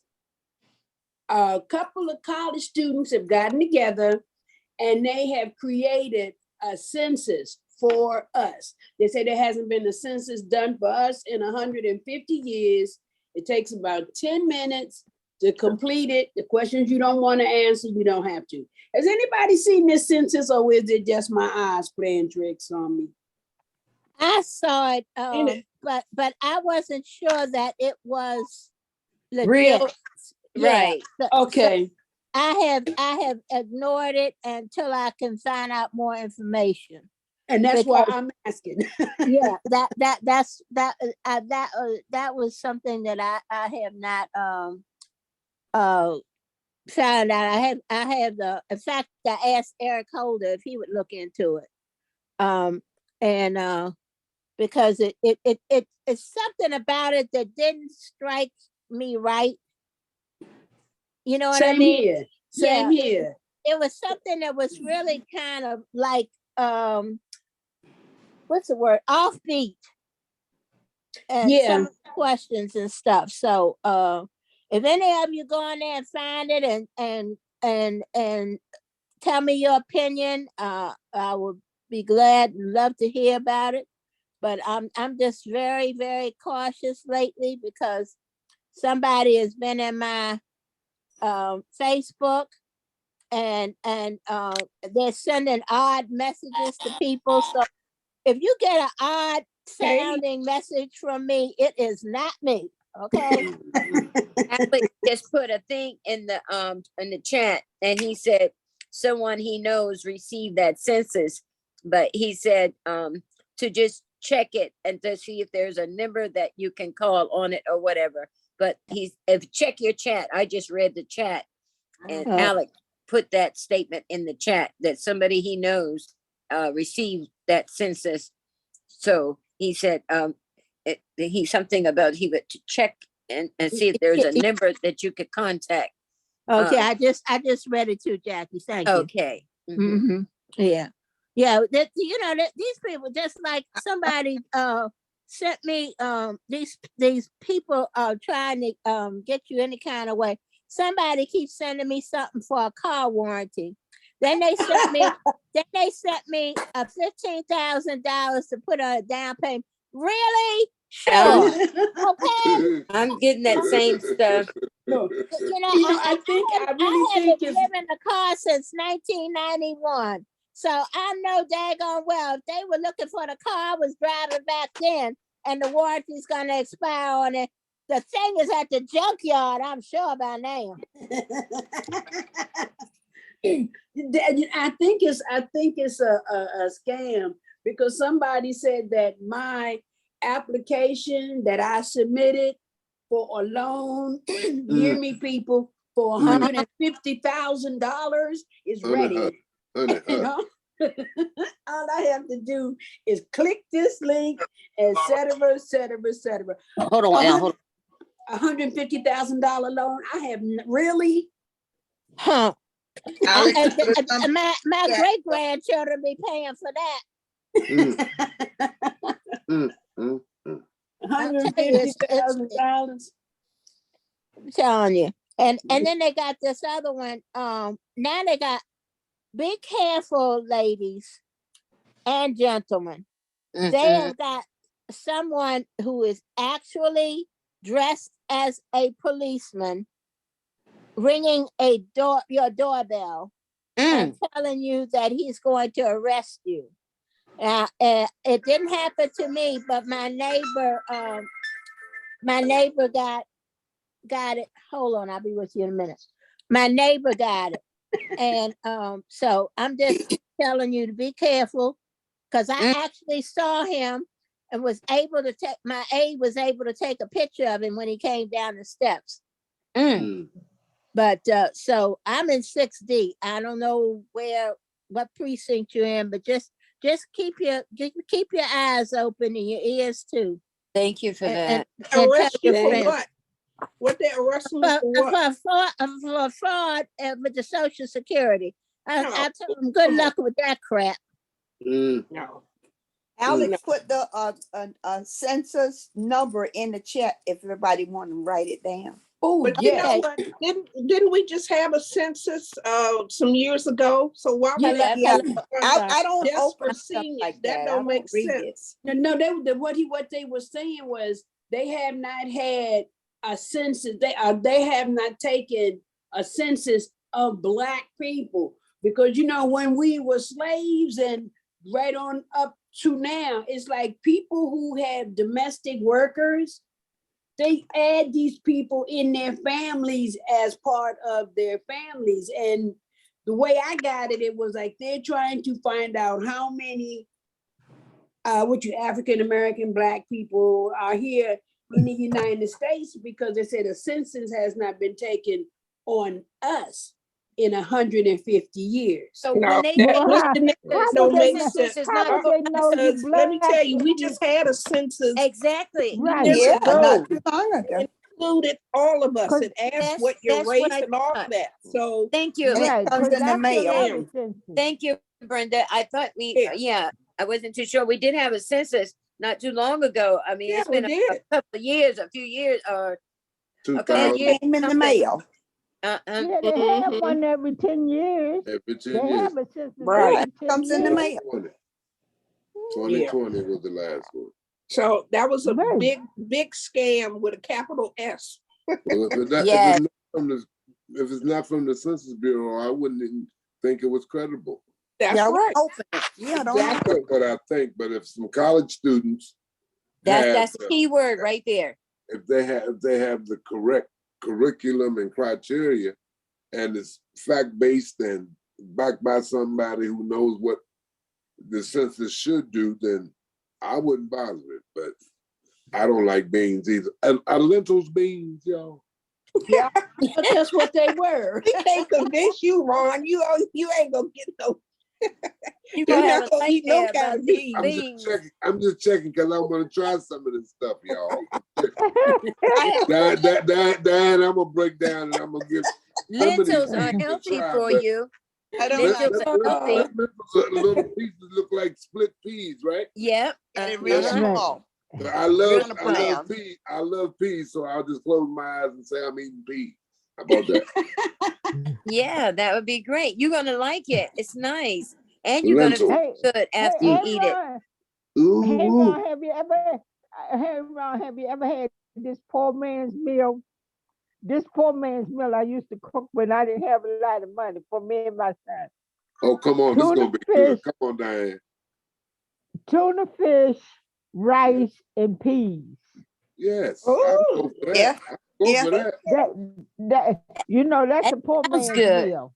Mm-hmm. That sounds something like the Saturday night special. You know, hot dogs and beans, the Saturday Friday night special. Yeah, that sounds good. Tuna, rice, and peas.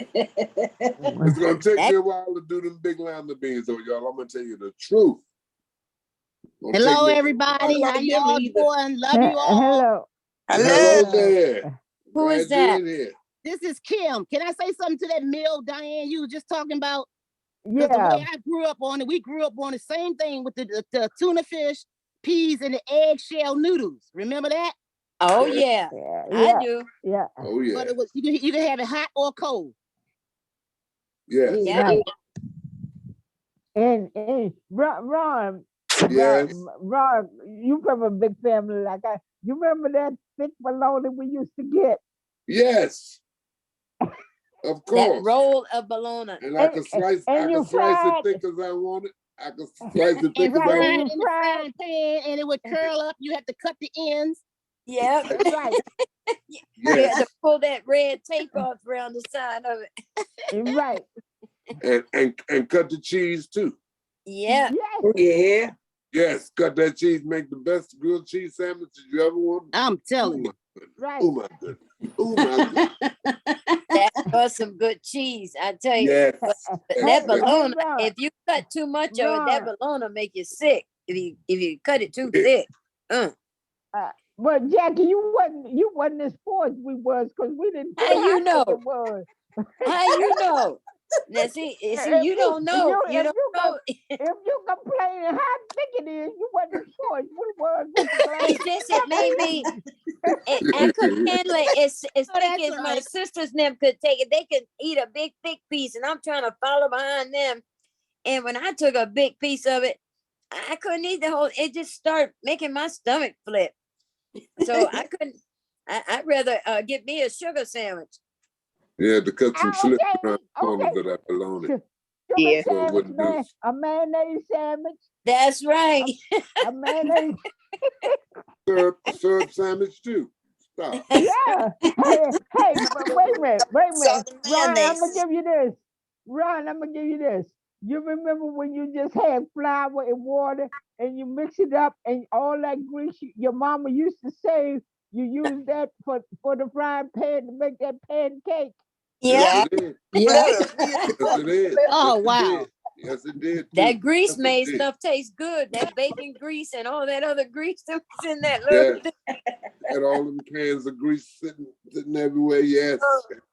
Had to Right. save it. The best thing I like is that farina. I tear that farina up and it would fill me up, stick to me. I mean, it has a while. I still love a big pot of oatmeal or a big pot of Me cream. too. Good Me mother. too. Good, Yeah. good mother cream of wheat. Woo, What It's about just that wheat peanut? I don't have to put all this sugar and the butter in it now. I don't need all that stuff now. I eat mine just like it is. I don't put none of that stuff in it. I might put me a little piece of fruit in it. That's because you was eating the sugar sandwich too early. Well, that's I was eating that sugar sandwich. I was hungry. How many of you like a big pot of grits? This is Rosetta. This When is they I talk Rosetta. love about you, Diane. I really do. I love all y'all crazy people. I'm sick of all of y'all. when the older sisters be there and they supposed to come in there and fix you something to eat and you sitting there sitting there waiting and waiting and waiting. I said, shoot. I went over there and got some bread and got that sugar and make me a sugar sandwich. What you Oh eating? my goodness. Oh my Then goodness. I need to wait. So they don't pop me upside the head because I'm eating something because they took a couple hours to come in and feed me. They should have been up. And then I hear the back door and then I see some big head boy going out the back door and I said, I'm gonna tell mama. And you done hit me too? Oh, okay. What you want to eat? Yeah. You How remember many that of Oh, peanut you? butter right. sandwich with that K-Roll syrup? Yes, indeed. Man. Oh yeah. Oh That white, Yes. that white. Biscuits and carrot. Oh, yes. Don't bring How up many peanut of butter, you? y'all. How Don't many of bring. you like a big pot of grits? Oh, of course. Like Oh yeah. yeah. You Yes. got to have it. Still eat grits. Huh? Oh yeah. Love Oh grits. yeah. Oh, that Yeah. grits. I used to have to. I don't remember Some of that. I love Hey. me some grits, shrimp, and cheese. Oh my goodness. Yes. And how about Should grits be and fried to fish? dinner sometime. How about grits and fish? You Fried got to fish. go to sleep. Yeah. Go to I sleep. know and it. Go to Yeah. Oh See, that's my what I goodness. eat now. Yeah, grits and fried fish. Mm-hmm. Yeah. Go to sleep right Yeah. after that. Right after that. Hey That grits y'all. and them Hey shrimp. y'all. Hey y'all making me think y'all more country than y'all pretend. I said I wasn't part country. They are, Diane. We're taking off the mask now.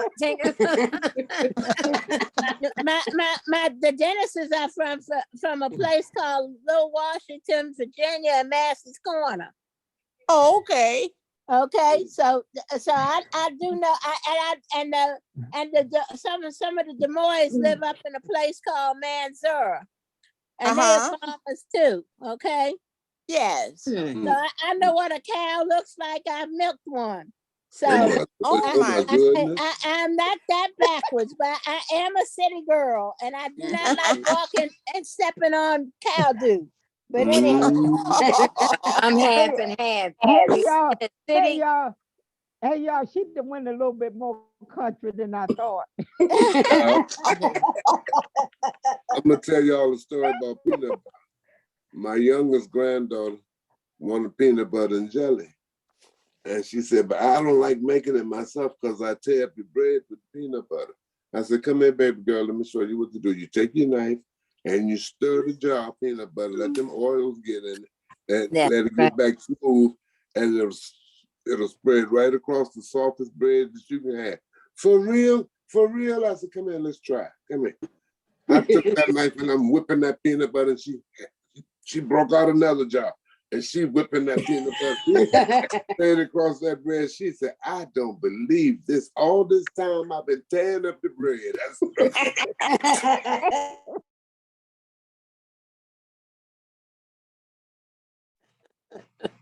Oh my goodness. Kids are so amazing. These little kids, like Brenda, I know you noticed. Our little grandchildren and great grandchildren. Sorry, guys, but gotta put an end. Apologize. You can finish it all, but it's way past our 1:30 hour, and we do have a guest speaker, so I'm trying to get her on board. Is our guest speaker here? No, Teresa, not yet. She's not here? No, that's why we're still waiting for her. That water looks so good behind you, Miss Teresa. Thank you. Can you are you able to give them a call Beatrice, really quick? we're looking No, for Beatrice. yeah, they're not on yet, Teresa. She's not on yet? Are you able Okay. to give them a call? I spoke with her earlier by email. Let me check and see what's going on. Let me check my email just to be sure. She said, see you at 1:30. So that's what I was betting on that. Maybe her clock is a little Again, slow. everyone just be patient. We Another appreciate your email patience. from her. Okay, Alex. Not able to join. It seems I need a passcode. I entered the meeting and not working. All right, so let me get her passcode. So passcode. Yes, Teresa, you're still you're unmuted. But yeah, we'll wait. You know, just you guys just speak amongst yourselves until we have a guest on, okay?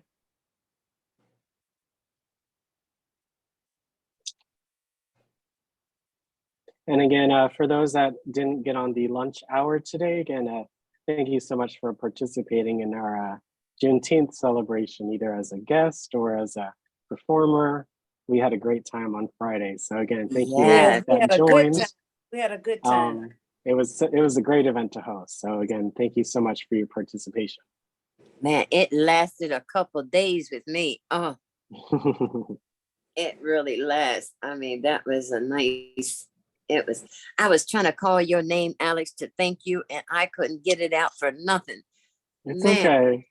after the program was off, then it popped right in my head. I said, oh man, I'm so sorry.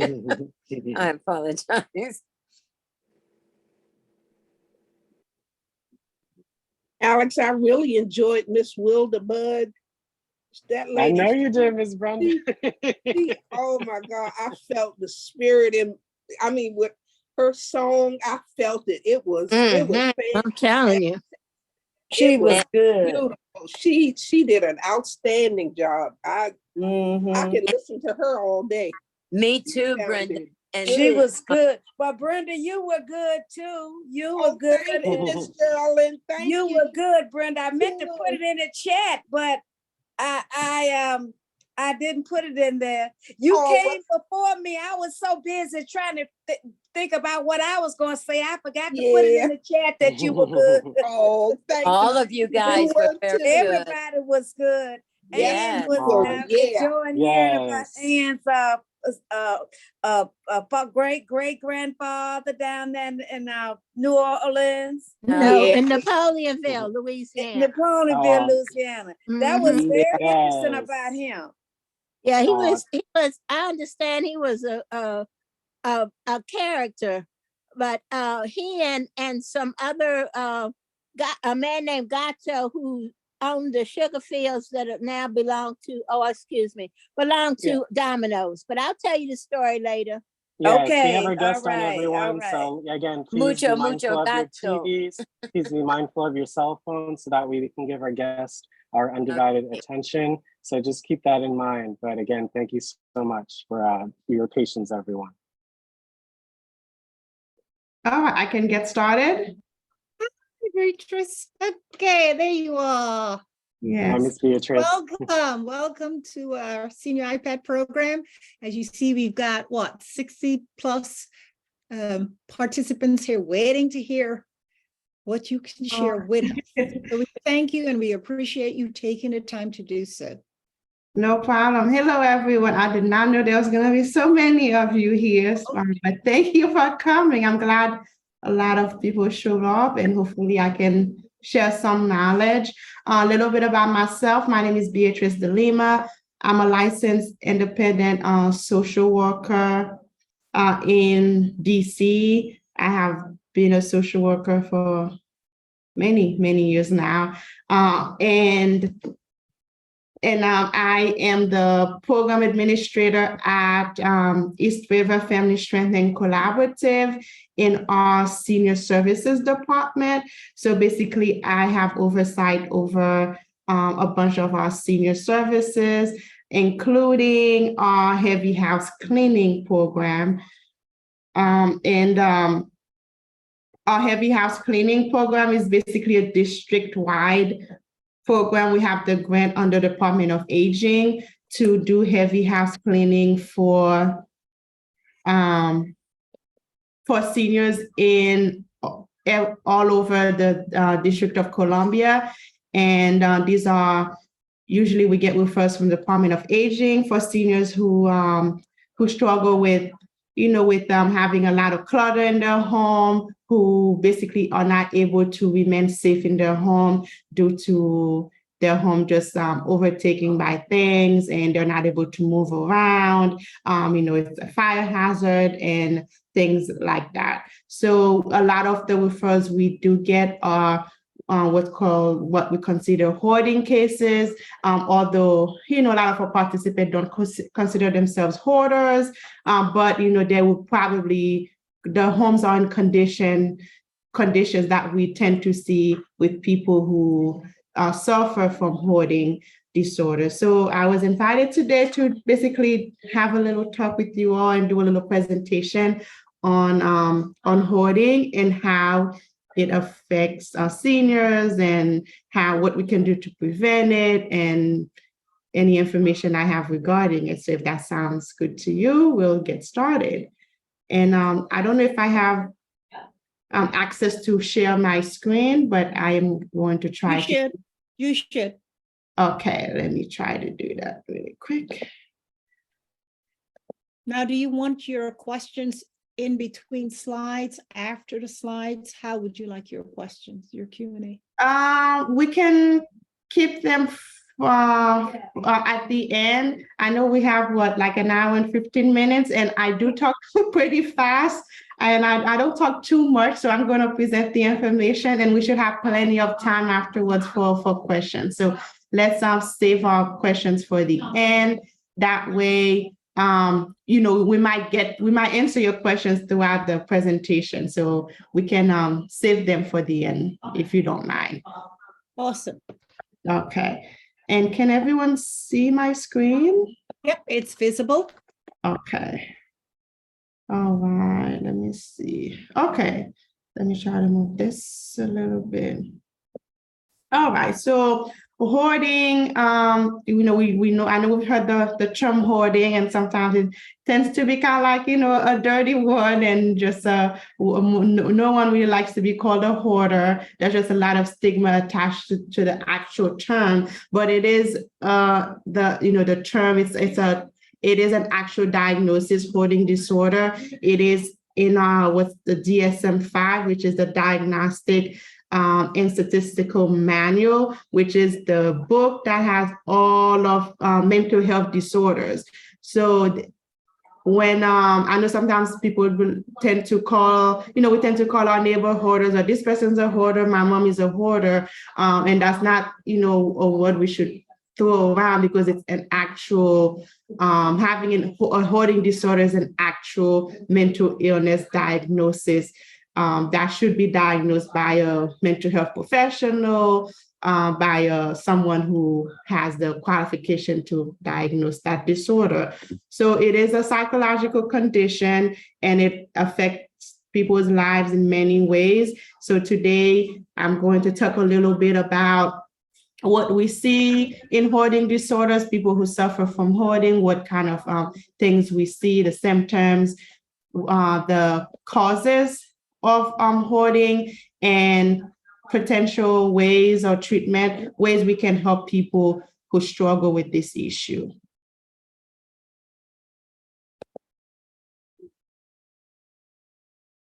Okay, so 1 second. All right.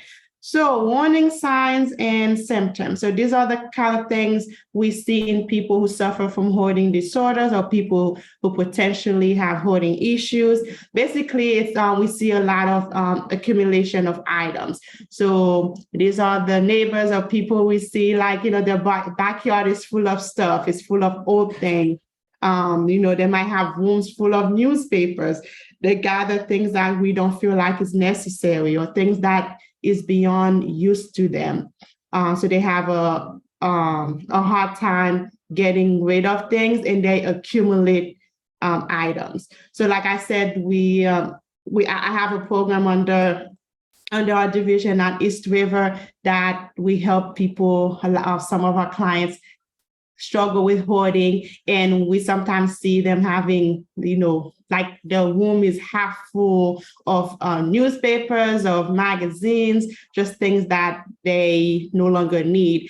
And the pandemic, COVID-19, seems to have make it harder for a lot of people because they just had more time, to accumulate more things. They were isolated a lot more from family members. So we do encounter a lot of seniors in that program that struggled, especially COVID-19, because there's less people coming to visit them to keep an eye on the issue. So that's the number one thing, is excessive accumulation of things. And they also avoid to throw away things. So they have things that we no longer in use, and they have a hard time separating themselves from those items. And it causes an impairment in daily functioning. So that is something, in order for someone to be technically diagnosed with a hoarding disorder, the health professional who's going to be diagnosing that person is going to ask questions to determine, well, does this issue, okay, you are accumulating a bunch of things, but is it affecting your life? So if the person is able to stay in their home and they're living their home safely, it's not causing problems with family members, it's not causing them to keep a job, like problems like keeping a job, it's not causing them any issues whatsoever, it's not reducing their livelihood in any sort of way, then, then it's not really impairing their life. So technically, it's not like a disorder. It's not causing a major issue. But as we know, a lot of the time, those kind of issues do cause problem, although sometimes the person might not be aware of it. And then we're going to go in a little bit more details later on about some sort of issues that hoarding causes for that person and their family members and their community. But that is something that is one of the symptoms. It has to cause an impairment in their functioning. And the one thing we do see in people who suffer from hoarding or who do hoard items is social isolation. A lot of the time, either isolation might lead to the person hoarding items, or hoarding might result or the hoarding might result in the person become isolated because that person might avoid or tend to not want people to come visit them. They might feel ashamed of their home condition, and of family members might be upset or angry and might feel like their home is not like a place where they want to go. So people tend to avoid visiting. So they tend to be isolated.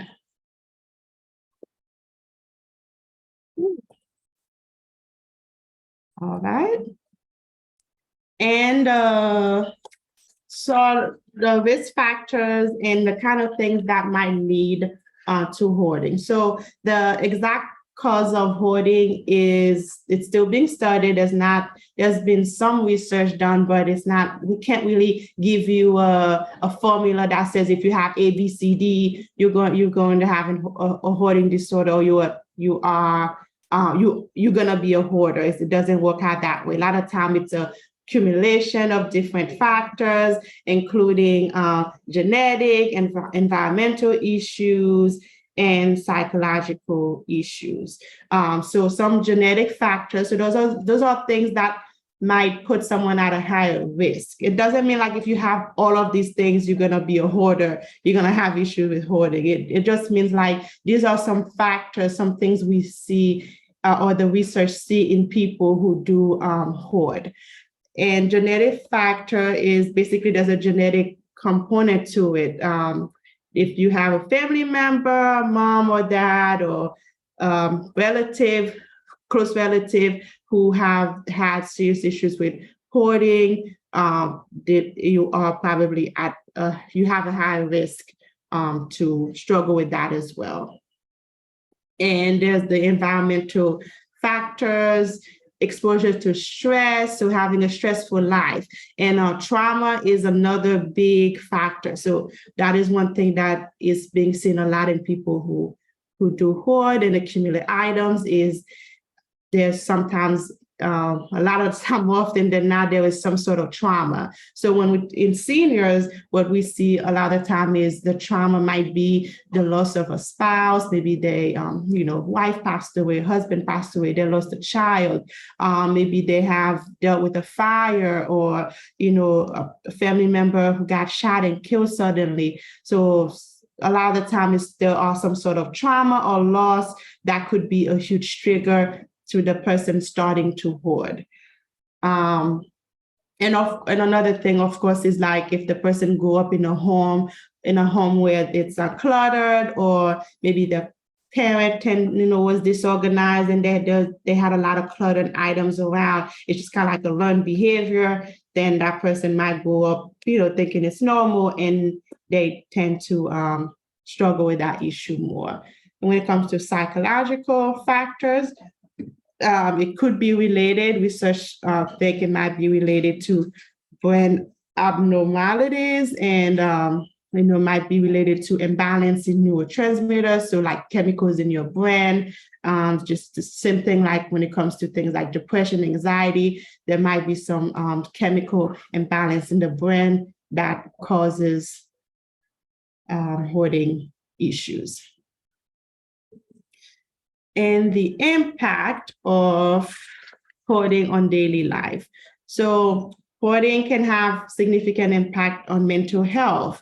I know, like, any of you who tends to be a tidy person, if you like come home and you come home, you find your home just like things all over the place, or someone did not clean up after themselves, you just feel like you're going crazy. And my mom is one of those people who like everything has its own place. So if you like put the dish in a plate in a cupboard where it's not supposed to be, or you have the cup in the wrong place, she will she was just gonna yell and go crazy. Just doesn't feel like life is normal. She's one of those people, everything have to have its place. So it's the same thing with people who struggle with hoarding. They tend to experience an increased amount of stress. A lot of times they deal with anxiety and depression. So actually, like a hoarding disorder, the actual hoarding disorder, the condition under the DSM-5 is listed under obsessive compulsive and related disorders. So it's basically considered some sort of OCD. And we all know people like say, oh, like this person's OCD. And sometimes when we think of OCD, we think of like someone who's very clean and like very like just always cleaning after themselves and putting things in order. And it's, interesting how hoarding is actually under the same category. So it can actually go the other way. So it is a form of obsessive compulsive issue. And for physical health, and of course, hoarding can have a huge impact on the person's physical well-being. In our heavy house cleaning program, we sometimes get people who the fire department have to get involved and ban them from going in their home because it's no longer safe, like it's a fire hazard. We've had people who have fell, end up in the hospital because they just trip over items. So there's those kind of issues, but also like they might have pests like mice and, roaches and all kind of things that could cause serious health issues. and it also lead to issue in maintenance and on upkeep of the home. So it's gonna be hard to clean your home when like your whole carpet is full of things. Obviously, it's just, and the home is gonna be in disarray. People who struggle a lot with hoarding, they are, their home might just kind of like just become harder to upkeep and to repair. They might have a lot of issues later on with their home, just not being able to repair it and having to sell it, or not having their home the way it should be, pretty much. Let me see if I'm missing any other issues. And then, of course, like another thing we see is that people who struggle with hoarding, sometimes they have just challenges just completing normal things like cooking and cleaning. And if you think about it, like if your kitchen is full of things, like if your kitchen sink is full of cups and plates, like it's completely full, you're not gonna have a way to wash your plates, to wash your pots, to cook. We've seen refrigerators full of spoiled items, so you can't even keep your food safe in your refrigerator. So we have people who struggle with, eating properly. People struggle with their hygiene. Sometimes they're not able to use their bathroom, the toilets, their shower. It leads to all sort of those sort of issues. Okay, so when it comes to actual formal treatment and therapy, since it is an actual disorder, there are treatment, just kind of like a medical issue. It is a psychological issue. So if someone is diagnosed with a hoarding disorder, these are some main therapy and treatment options for them.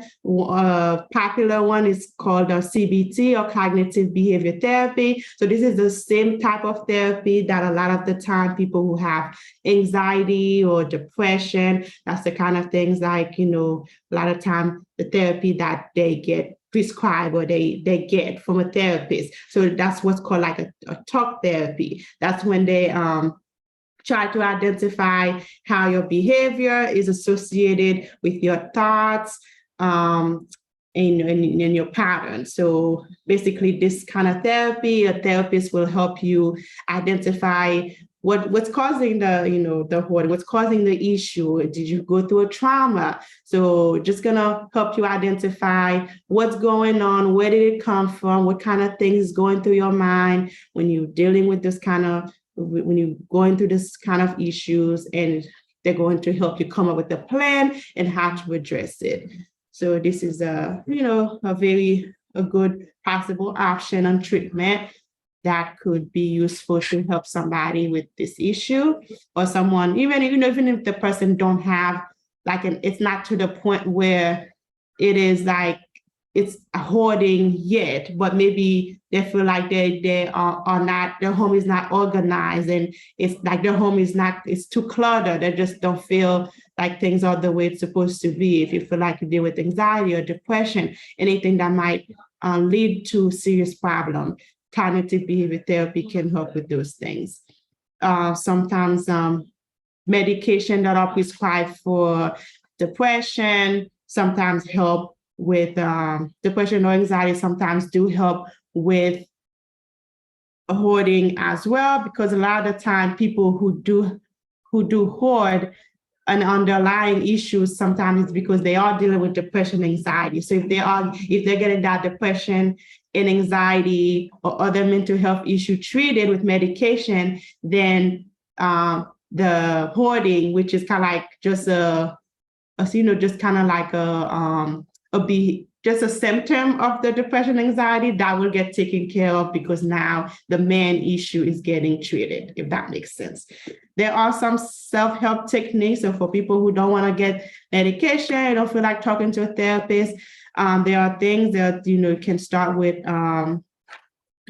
just decluttering your home, having somebody helping and help them, family members coming to sort things that they do not need.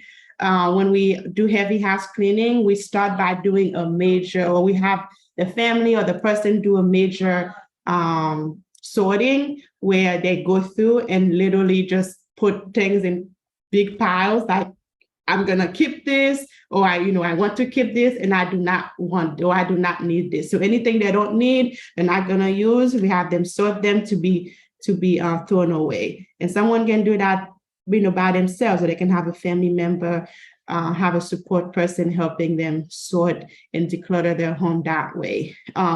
Sometimes it's good to learn skills in helping organize your home, because sometimes the person might become a hoarder or might struggle with things like that just because they just don't know how to organize and how to keep their home in an organized manner. So just reading books about organization can sometimes help. And then there's harm reduction technique can also help, which is basically it's a technique that's used to teach the person the best way to cause the less harm possible to themselves. Okay. And then I'm just gonna read some. Actually, no, this has it. Okay, so here are some tips and some techniques for people, or sometimes even if you, for anyone who might struggle with issues of hoarding, if you have family member, friend, neighbor, who you feel like struggle with this issue. A lot of times they will need help with decision-making strategies. So it's basically trying to decide, do I really need this? Do I want to keep this, donate it? So like basically we go to about the whole sorting, helping the person sort their home, a pile of things they're going to keep, a pile of things they're going to donate, and things they're going to throw away. If you want to help somebody with this sort of issue, the best way is to not be judgmental, is to be kind, understand where the person is coming from, and you start small. So you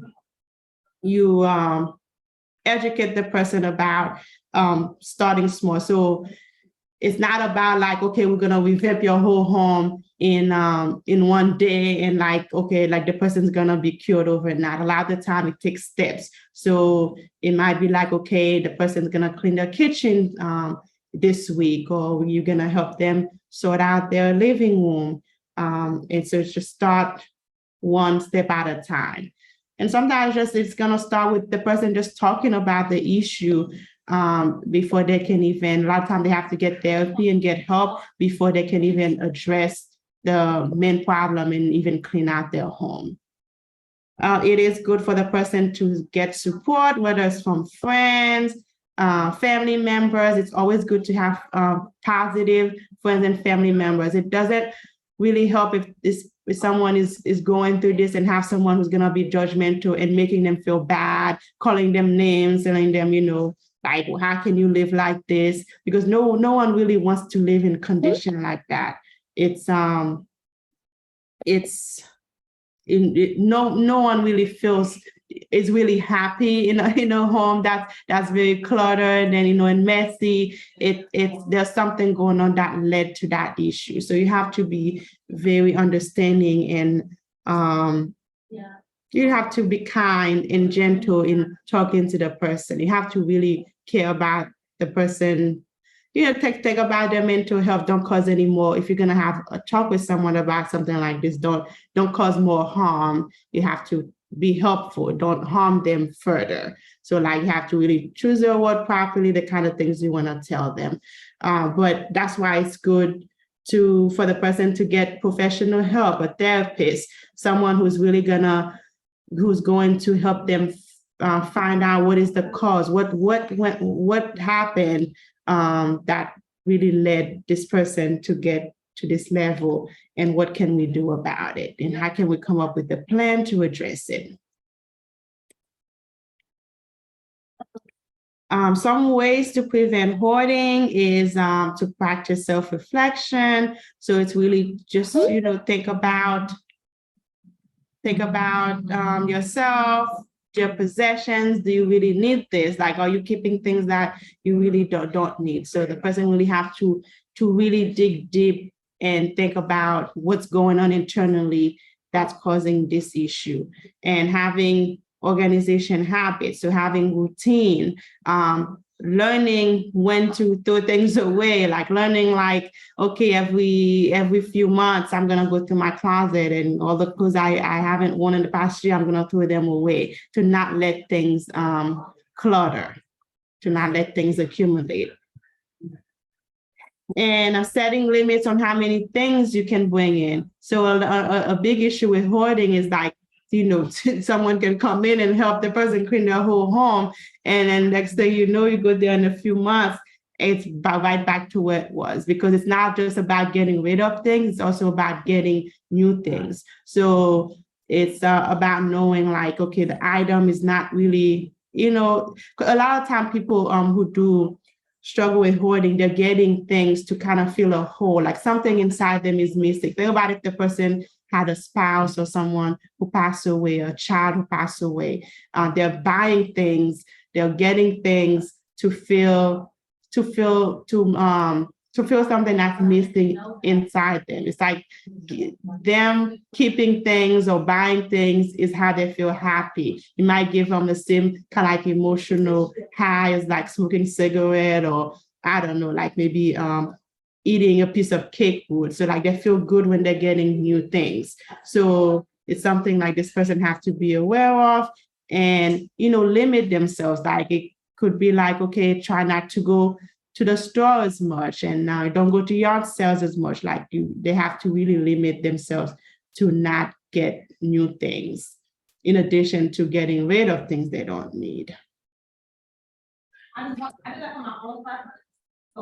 Oops, I cannot go to the next slide.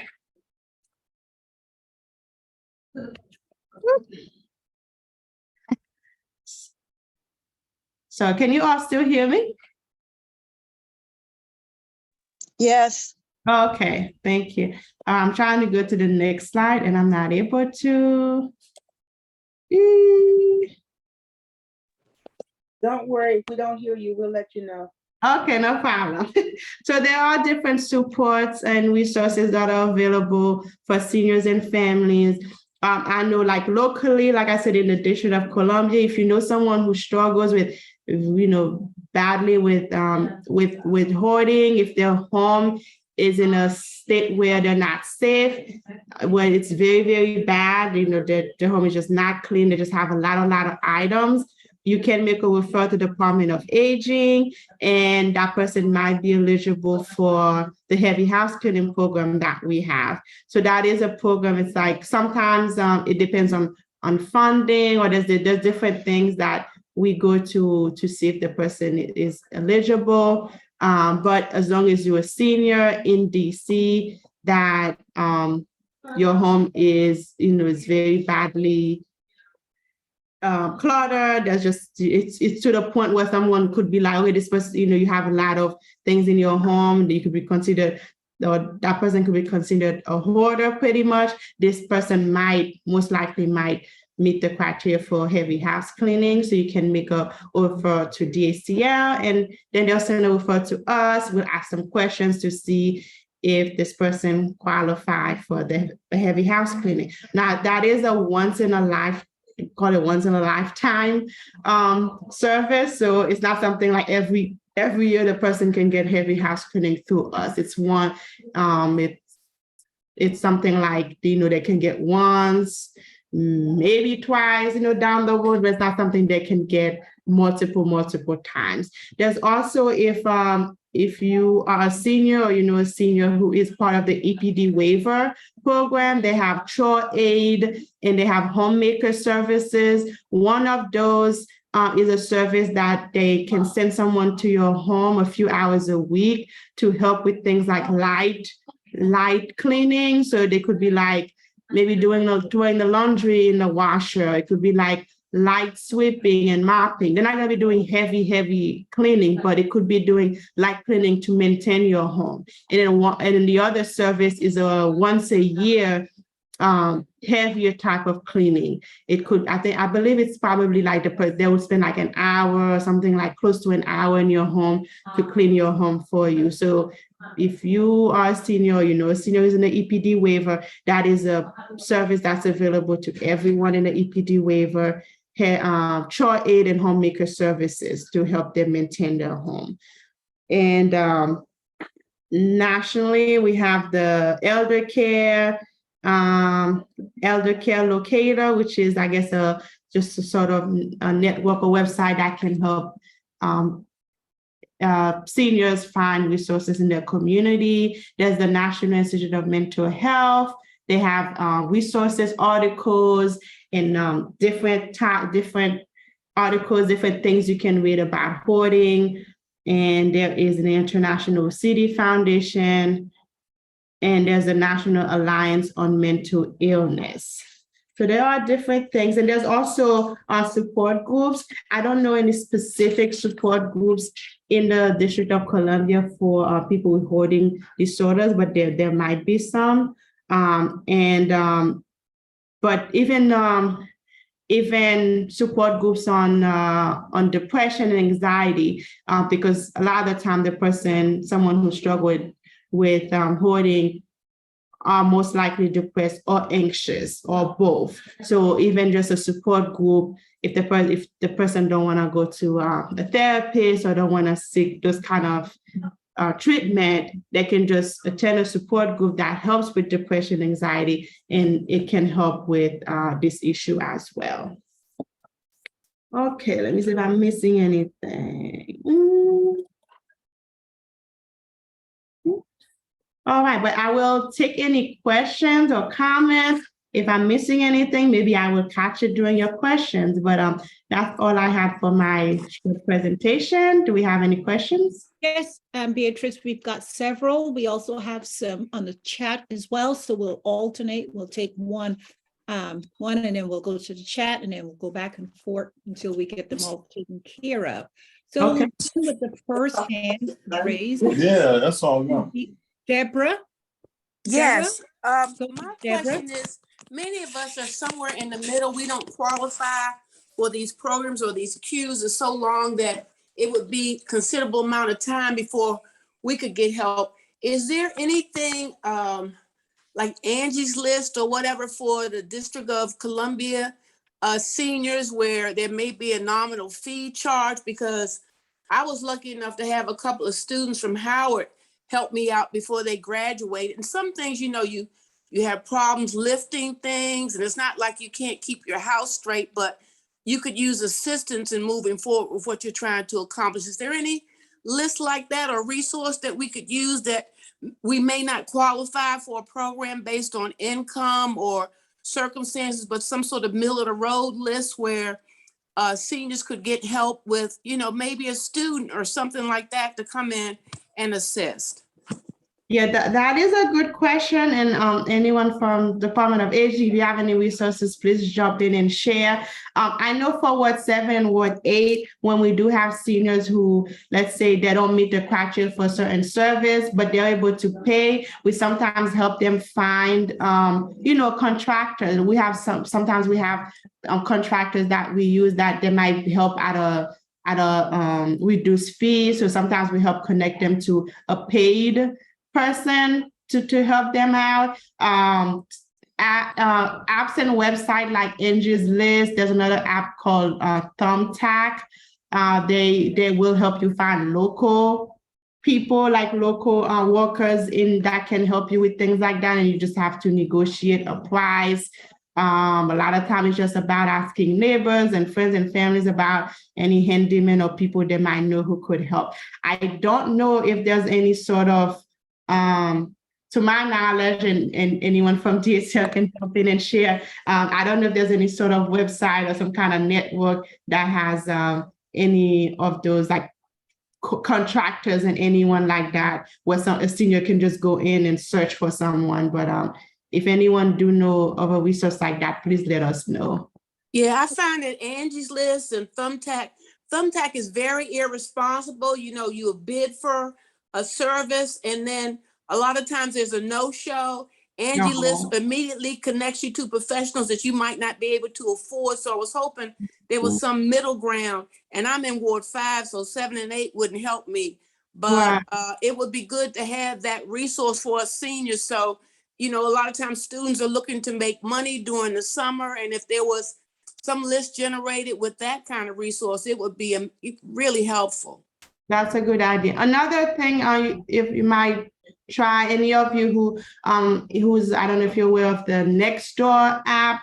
Nextdoor is also a website. Sometimes that might be helpful. Yeah, that's where I was lucky enough to get 2 students from Howard who, God bless them, they have graduated and moved on. I'm so happy for them. But they were amazing. So it would be nice. Nextdoor is where I found them.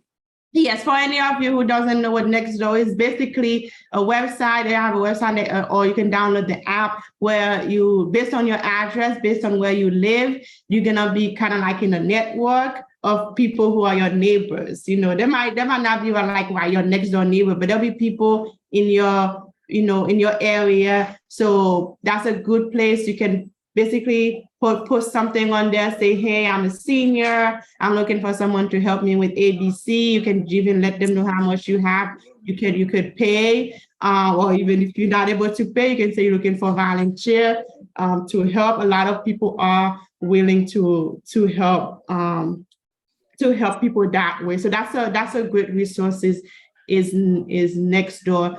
But it would be great if the senior network, if we could come up with a list of resources like that to help seniors who with like reduced fee, that kind of thing. So yeah, thank you for okay.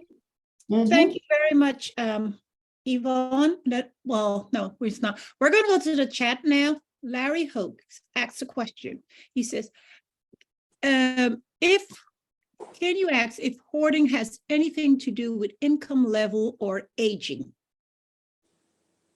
I don't believe, from what I read, I don't believe the research says anything about specific income level, to my knowledge. And again, I'm not an expert on hoarding. I do know there are different factors that could lead to hoarding. So if someone suffers from really, really bad poverty, where to the point it caused them a lot of like trauma, it could be something where that might be a contributing factor to someone having hoarding. But I don't believe just having a low income or just being poor, have a very, very strong impact on someone become a hoarding.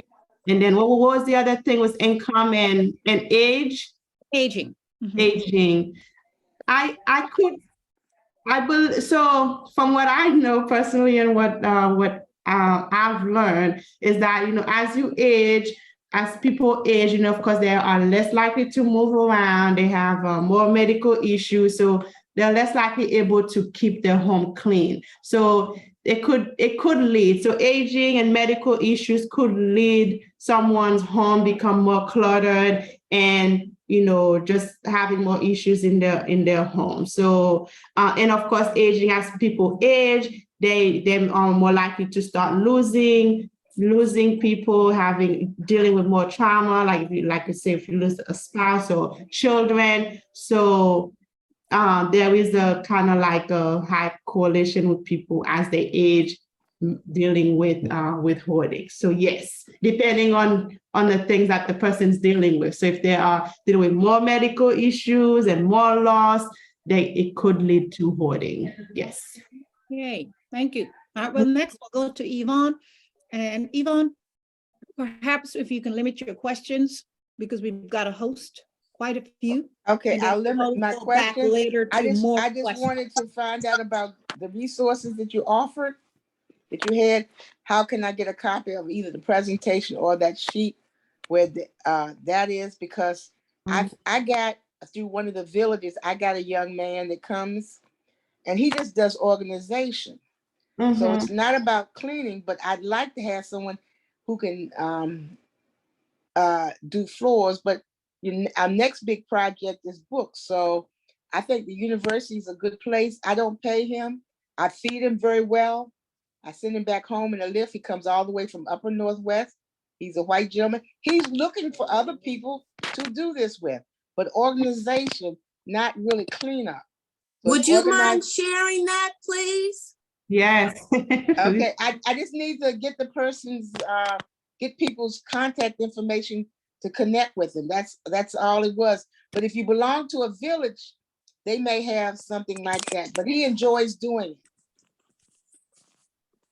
Thank you. And I feed him well. I will share this presentation.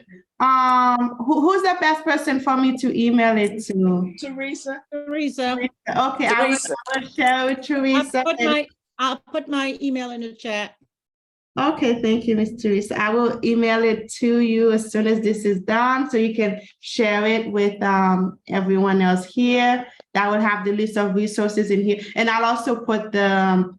I'll also add, because we don't have the heavy house cleaning on here, I'll add that as a resource as well. That's for DC. And so you did mention the villages. Yes, please consider joining a senior village if you haven't yet. We have had a lot of seniors calling, and they need little things like just some small thing in their home, and the senior villages have been great in helping them. So I believe a lot of time you have to pay a little membership fee or something like that. But please contact your local senior village. That's a very, very good resource. And how do you know about the senior village? Is there one in each ward? There is one in each ward. I know, I forgot the name of the one. I know I'm familiar with the one in Ward 7. I believe it's the same one in Ward 8 as well. But we have connected people to the Ward 7 senior village, because sometimes they call in. I know one of the issues, like sometimes seniors call in, is they need help with like small little yard work. And I have not been able to find a lot of resources for that. And the one resource that has helped some of the seniors has been the Ward 7 senior village. But you don't have to be long. You have to geographically, you don't have to be straddled, because I get involved with the Capitol Hill Senior Village because they have an intergenerational group for LGBT. And that's how I came across this person. Is not a youth, but they're 24 years of age, finished graduate school here, and they just enjoy organizing. So sometimes you don't have to be tapped into geographic area, but you can find out one that's in your area. But you may find that, like the other lady found students, there are people that enjoy. This person that comes to me, they enjoy talking to me and getting housekeeping tips from me. So, and like I said, I feed him well. Occasionally I send him home in a lift. He doesn't ask anything of me. Yvonne, can you put your contact information in the chat? Yeah, Sure, I need that. Okay. Thank you. Okay. Okay, are we moving on to the next person? And that would be Virginia Warren. Go ahead, Virginia. Hi, my question is about the heavy housekeeping that you talked about. Where do I get that information? How do I find that or connect with that? Okay, so if you or someone, anyone can make a referral for heavy house cleaning by calling the Department of Aging or DACL, and basically just call the main number and let them know the issue. They will have to assign the person a case manager, and then that case manager will make a referral to us, to East River, and we will do an intake and take it from there. So basically we get our referrals for heavy house cleaning through the Department of Aging. And another way too is if the person if it's like a hoarding, it's to a point where the APS get involved, or sometimes APS get involved for whatever issue with the senior, and they found there's a lot that, the home really needs a cleaning. Sometimes we'll get referrals from APS as well. So either APS or Department of Aging, you just let them know what's going on in the person's home, or if it's yourself, your own home, and they will, they'll send the referral to us and we'll take it from there. What is the acronym APS stand for?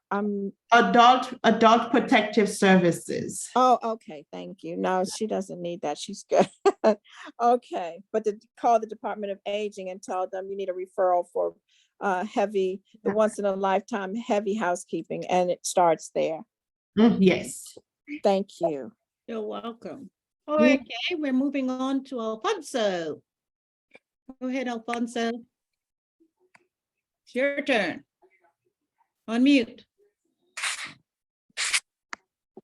I was just thinking, since we were talking about hoarding, I think we all got a sense of hoarding, and we don't realize it until we move. Then you find out how much junk you really accumulated. You know, when you move, that's when you find out. My goodness, you got stuff that you should have thrown away a long time ago. You know. Yes. That is true. Even me, like, I moved maybe 3 years ago. I did not realize how much stuff I had when I was moving. And it's like you find things you forgot you had, or like you have several of because you forgot where you put one and now you buy more things. I think now with things like Amazon and just things becoming so readily available online, it's easier to just keep buying things. So this is an issue a lot of people, deal with, just buying, just having excessive things that don't need. So that's why it's good to do like your little spring cleanings, like maybe like every few months, like as the seasons change, think about cleaning your closet, cleaning one room at a time, getting rid of things you no longer need, or giving away things that you feel like other people could use but you no longer need. Because like it's just mentally is gonna make you feel better when your home is less cluttered. We all know what it's like to live in a very nice, clean, uncluttered home. So we all could, I know we all could use a lot less stuff than we have. Almost. Okay, thank you. We're now going to move on to Michael. Go ahead, Michael, and unmute.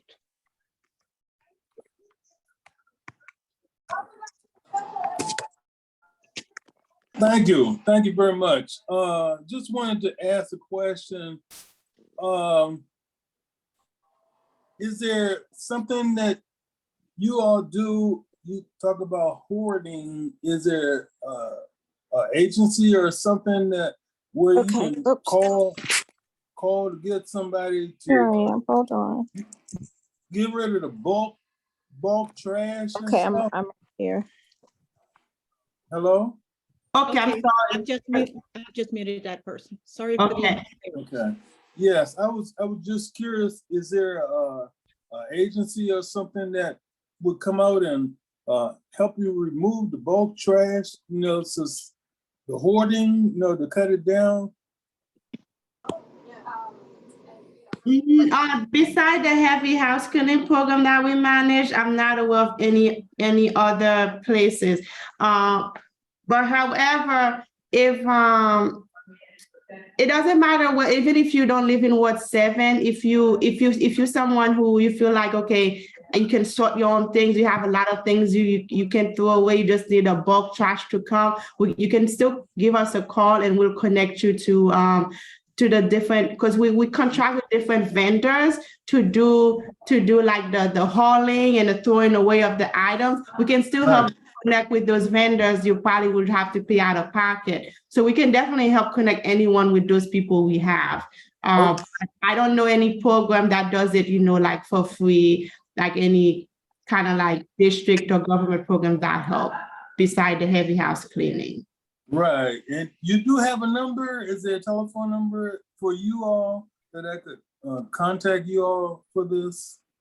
Yes, let me give you, I'm going to give you the number for the Department of Aging. So I do not know it in my head. Okay. It's, hold on. DDA. I'm going to put it in the chat. It's already in the chat. It's already in the chat. Okay. Yeah, I see it. Okay. And that's who you would call. Okay. Thank you very much. Okay. All right, next is Yvonne Golden. Go ahead, Yvonne. Yes. my problem is a little bit unusual. We've just had a new alley installed on our block, and our block is inundated with groundhogs, and a family of groundhogs has moved under my house.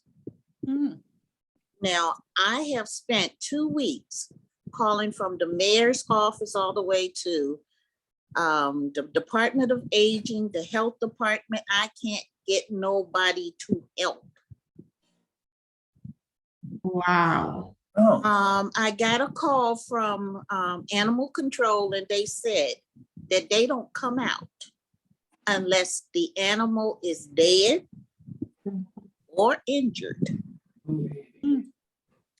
So, do you have any referrals for that?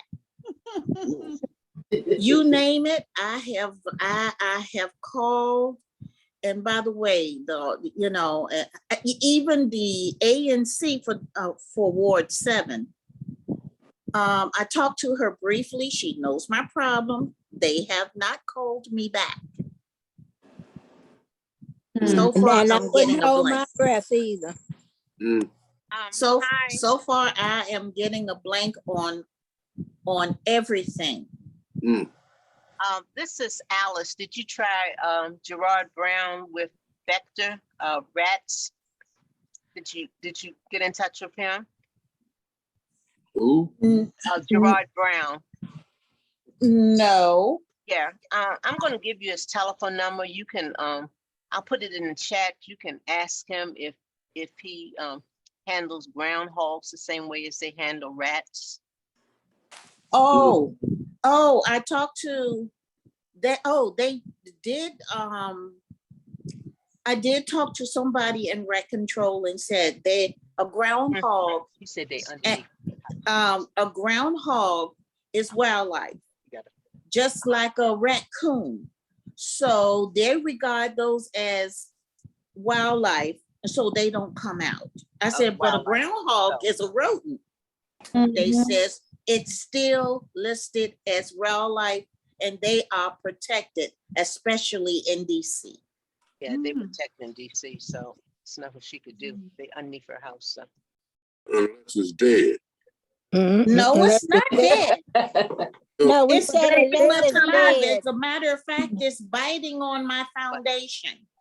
Fish and Well, wildlife. I have no Fish and basement. wildlife.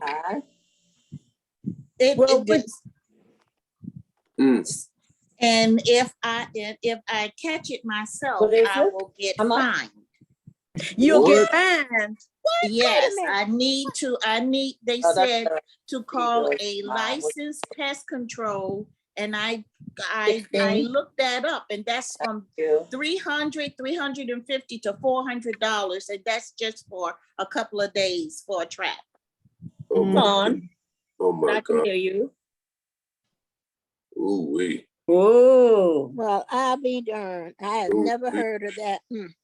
And to tell, we have been inundated as far, let's see, there's about 8 houses on my block, and 6 of those houses got groundhogs. Besides me. Animal control, don't care. What's say about light colored towels? Animal control, that was the first person I talked to. They said they do not come out for wildlife. Well, you're not going to take them to her. But she's telling the truth. She's telling the truth. Unless it's dead. Well, have you thought about poison? If I put poison down, I will get reported and fined. And fined. Well, they don't know you put it down. Well, if it's on your property, honey. Yeah, what happens in your alley? What happens in your alley? According to the health department. They came out for Franklin and Bear. Why they can't come out for the groundhog? I used that excuse, and they said because a bear is a bear is dangerous. I said, well, a groundhog is dangerous because one of my neighbors said the groundhog chased one of the people that was walking down the street. Oh, and her no. daughter is deathly afraid of it. Oh, he sounds like he's rabid. And so they said they still are not coming out. Oh. There's someone put in the chat to try the Federal Department of Fish and Wildlife. I'm surprised they considered groundhogs protected because they're like, they're basically a pest. They're kind of like almost like. Tell me what. Yeah, I'm shocked at that too. Protected. I didn't know they were. I know the raccoons were. This was the department. This was both. The animal control told me this, and the Department of Health told me this. Believe me, I've called. It's been 2 weeks. I'm calling every department I know. Call the Department of Fish and Wildlife, because I remember on New York Avenue when I was working up there, we had a deer that busted open to the door of the McDonald's that was there, and they called Fish and Wildlife. When my sister and brother-in-law, they had a deer, I was in their car, the deer hit us on Livingston Road, and the police came and Fish and Wildlife, because they will capture that animal and take them to a place. So call them. That was a deer though. But the groundhog is different. Yeah, they're not going to do that for a groundhog. The groundhog. But I would still call and that ask. The only thing they can say is yes or no. Well, they're going to send you to somebody that's going to charge you. Can we get back to that after? We've got a couple more questions, and then we can always go back to the groundhog solution.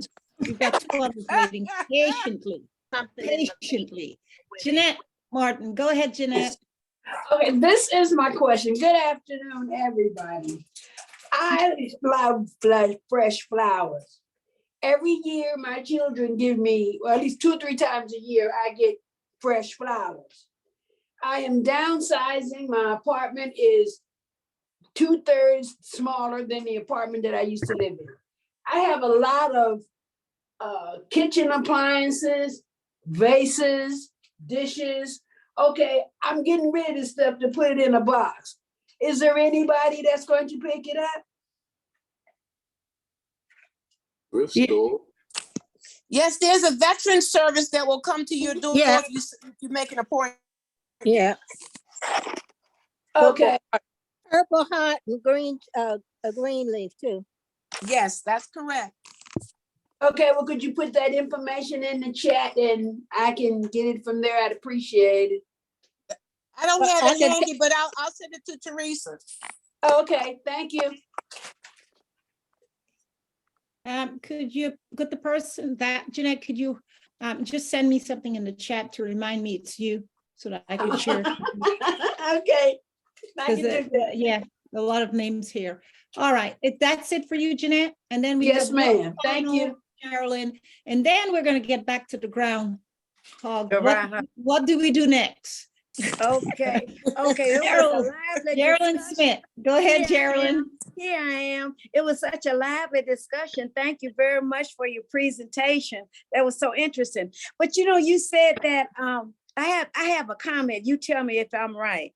You said that the hoarding is caused by trauma and excessive stress, and it could be caused by environmental factors like, you know, predisposition to it because of the way people grew up to see their parents hoarding stuff and they, you know, predisposed. But I think that most of the people who have the hoarding problem have stress and trauma. Am I right or wrong? I would say that would be the case. Am I right? Yes, that you are completely right. I think one of the number one thing that I know I personally see with people who have this issue is some sort of trauma. And the person might not think it's that they went through some kind of trauma or some kind of loss, but there's usually some sort of loss or trauma. That is one of the biggest things that we do see and that the research have shown is trauma, loss, some kind of depression, mental health issue is usually right up top. And then there could be other things too that could be combined. Sometimes it's just kind of like a mixture of things. So there's not usually no one thing, or like if you have 1, 2, 3, you're gonna have hoarding issues. It could be different for different people, but a very common one is trauma. Absolutely. Okay. Thank you very much. You're welcome. That's it for Geraldine. No, we're That's it. Yvonne, now I see in the chat where Alice is saying, have a suggestion. Yvonne, are you still there? I'm listening. I'm listening. Do you see the chat from Alice Thompson where she says, please try adcockstrapping.com. This organization will remove groundhogs. Hold on one sec. Let's see. It's in the chat. Say, please try adcock strapping. Yeah, that's what I'm reading. .com. Strapping. Okay. And this is an organization?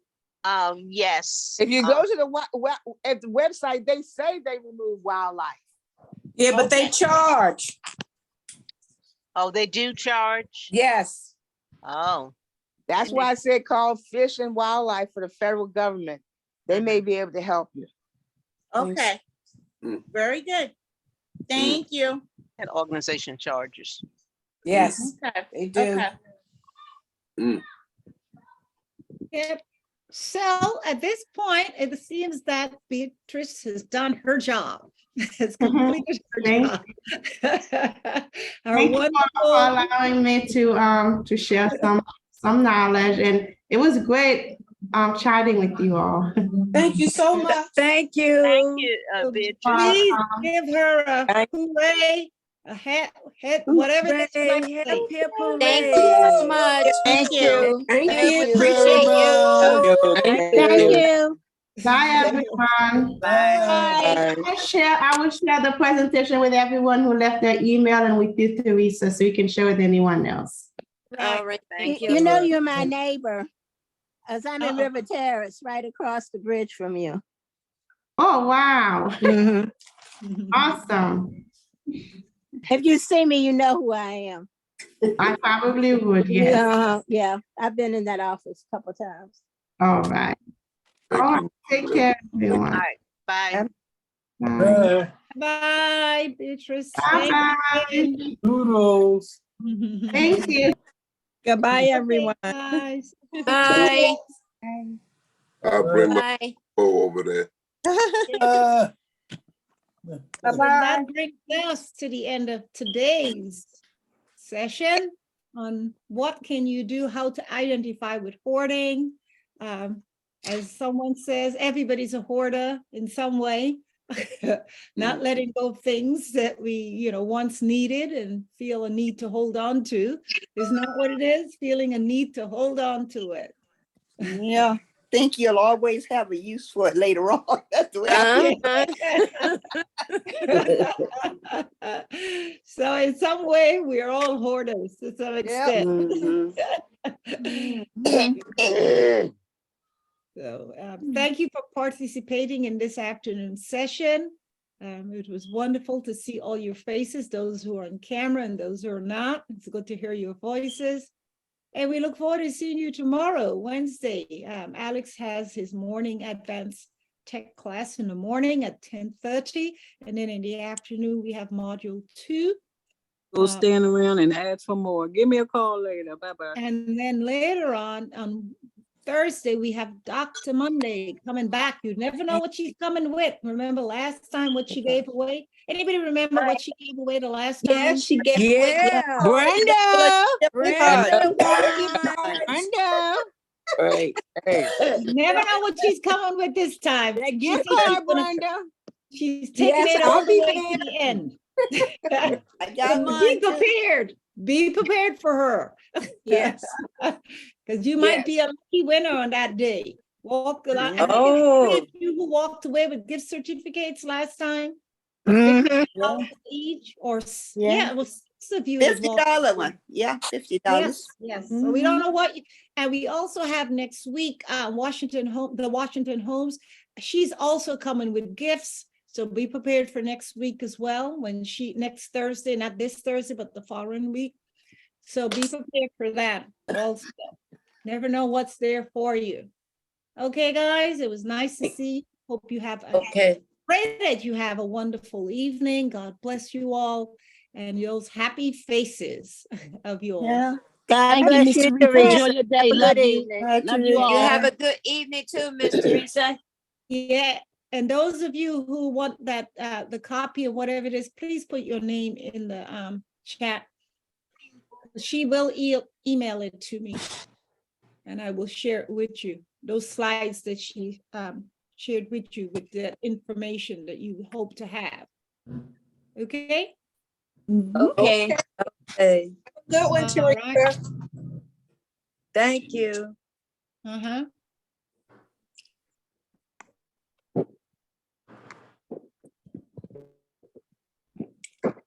Somebody just put something in there about WW Animal Control Company Professional Trapper Free, DC, Oh. Washington. Okay, Yvonne, if you're still there. HTP. I think Bridget did it. Yeah, I could see that she did. Yeah. Hey, guys.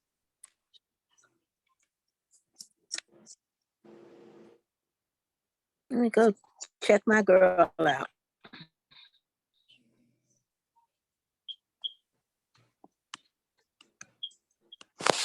Sign a time sheet.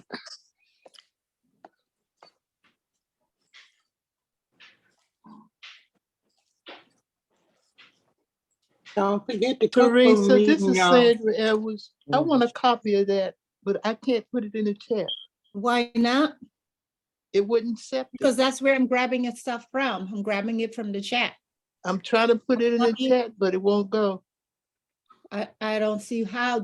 What did you tell me, and I'll help you, because what I'm doing Let me try it one more is time. come from the chat into an email. That's what I'm doing.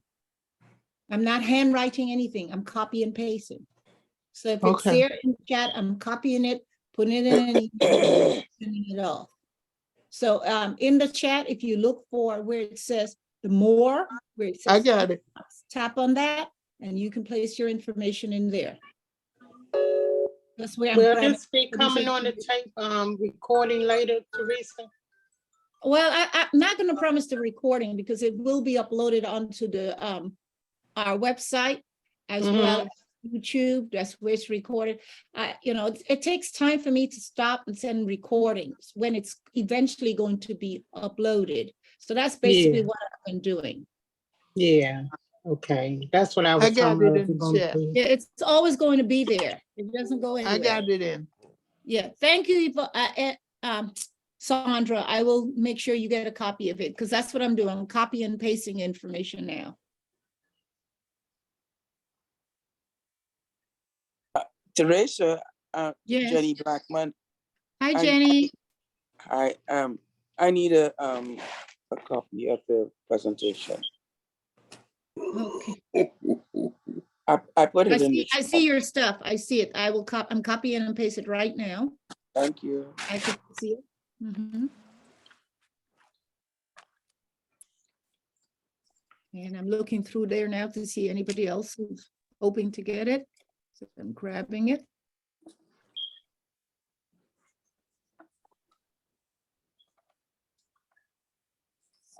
You just can't send it to everybody, Teresa? Would it be easier, like you do your emails? Well, I'd have to turn that job over to Alex Bell, and I try to keep his minimum stuff on his plate when I can. He has a whole lot to do. I try to keep it. Anything in class, if there are a few people, I don't mind doing it. But to add it to his plate is a little, I keep things to a little concern. His plate is already full. I'm going through the list right now. See.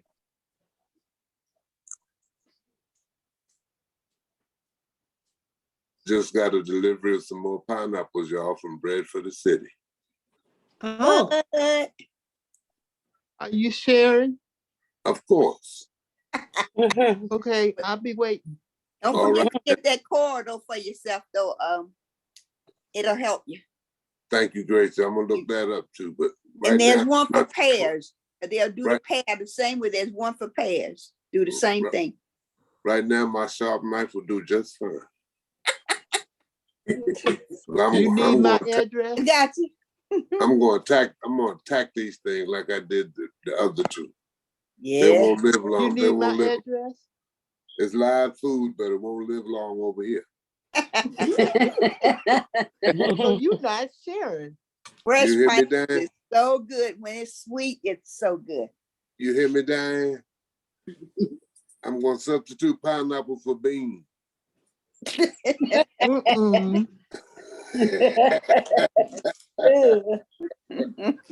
Yes, I am too. Ronald, you're not right. And all you right, knew, I think but you I've knew got that. everybody who's. All right, I think I've got all who's here about sharing. So when she sends me, I'll check my email and have it all to you. Hey, Ronald, I like pineapple. but Carolyn, it's if you're like still me. there, you didn't put your email address, Carolyn. I don't have time to look up email addresses. Oh, I gotta put mine. Yeah, I just don't have that time to go and look it up. So please put your email address. That helps. Hi, Brenda. Hey, Carolyn, how are you? Fine, thank you. I like your background. Oh, thank you. Hey, Brenda. Hi, Jennifer. How you? I'm hanging in there. You're holding on. Yes, I am. Hold on, honey. Yes, Oh. hold on. Hey, Ronald, I was telling you I like pineapple, but it doesn't like me. Really? No, when I eat pineapple, my whole mouth it be tingling. Yeah, Ooh. yeah. I don't You even see my bother with it. email, Teresa? Well, you can give me yours, okay? Okay, I see it Okay, now. I see it now. And Thank I'll you. give you my beans. Okay, we can trade. Brenda, you can have my beans too. I got a lot Yeah, of that's a fair trade. Yeah. You guys are silly. Yeah, they crazy. I love my beans. I'm sick of all of y'all for real. Sick of you. Okay, I'm saying good night. Good night, That's- all. Hey, bye. Good night.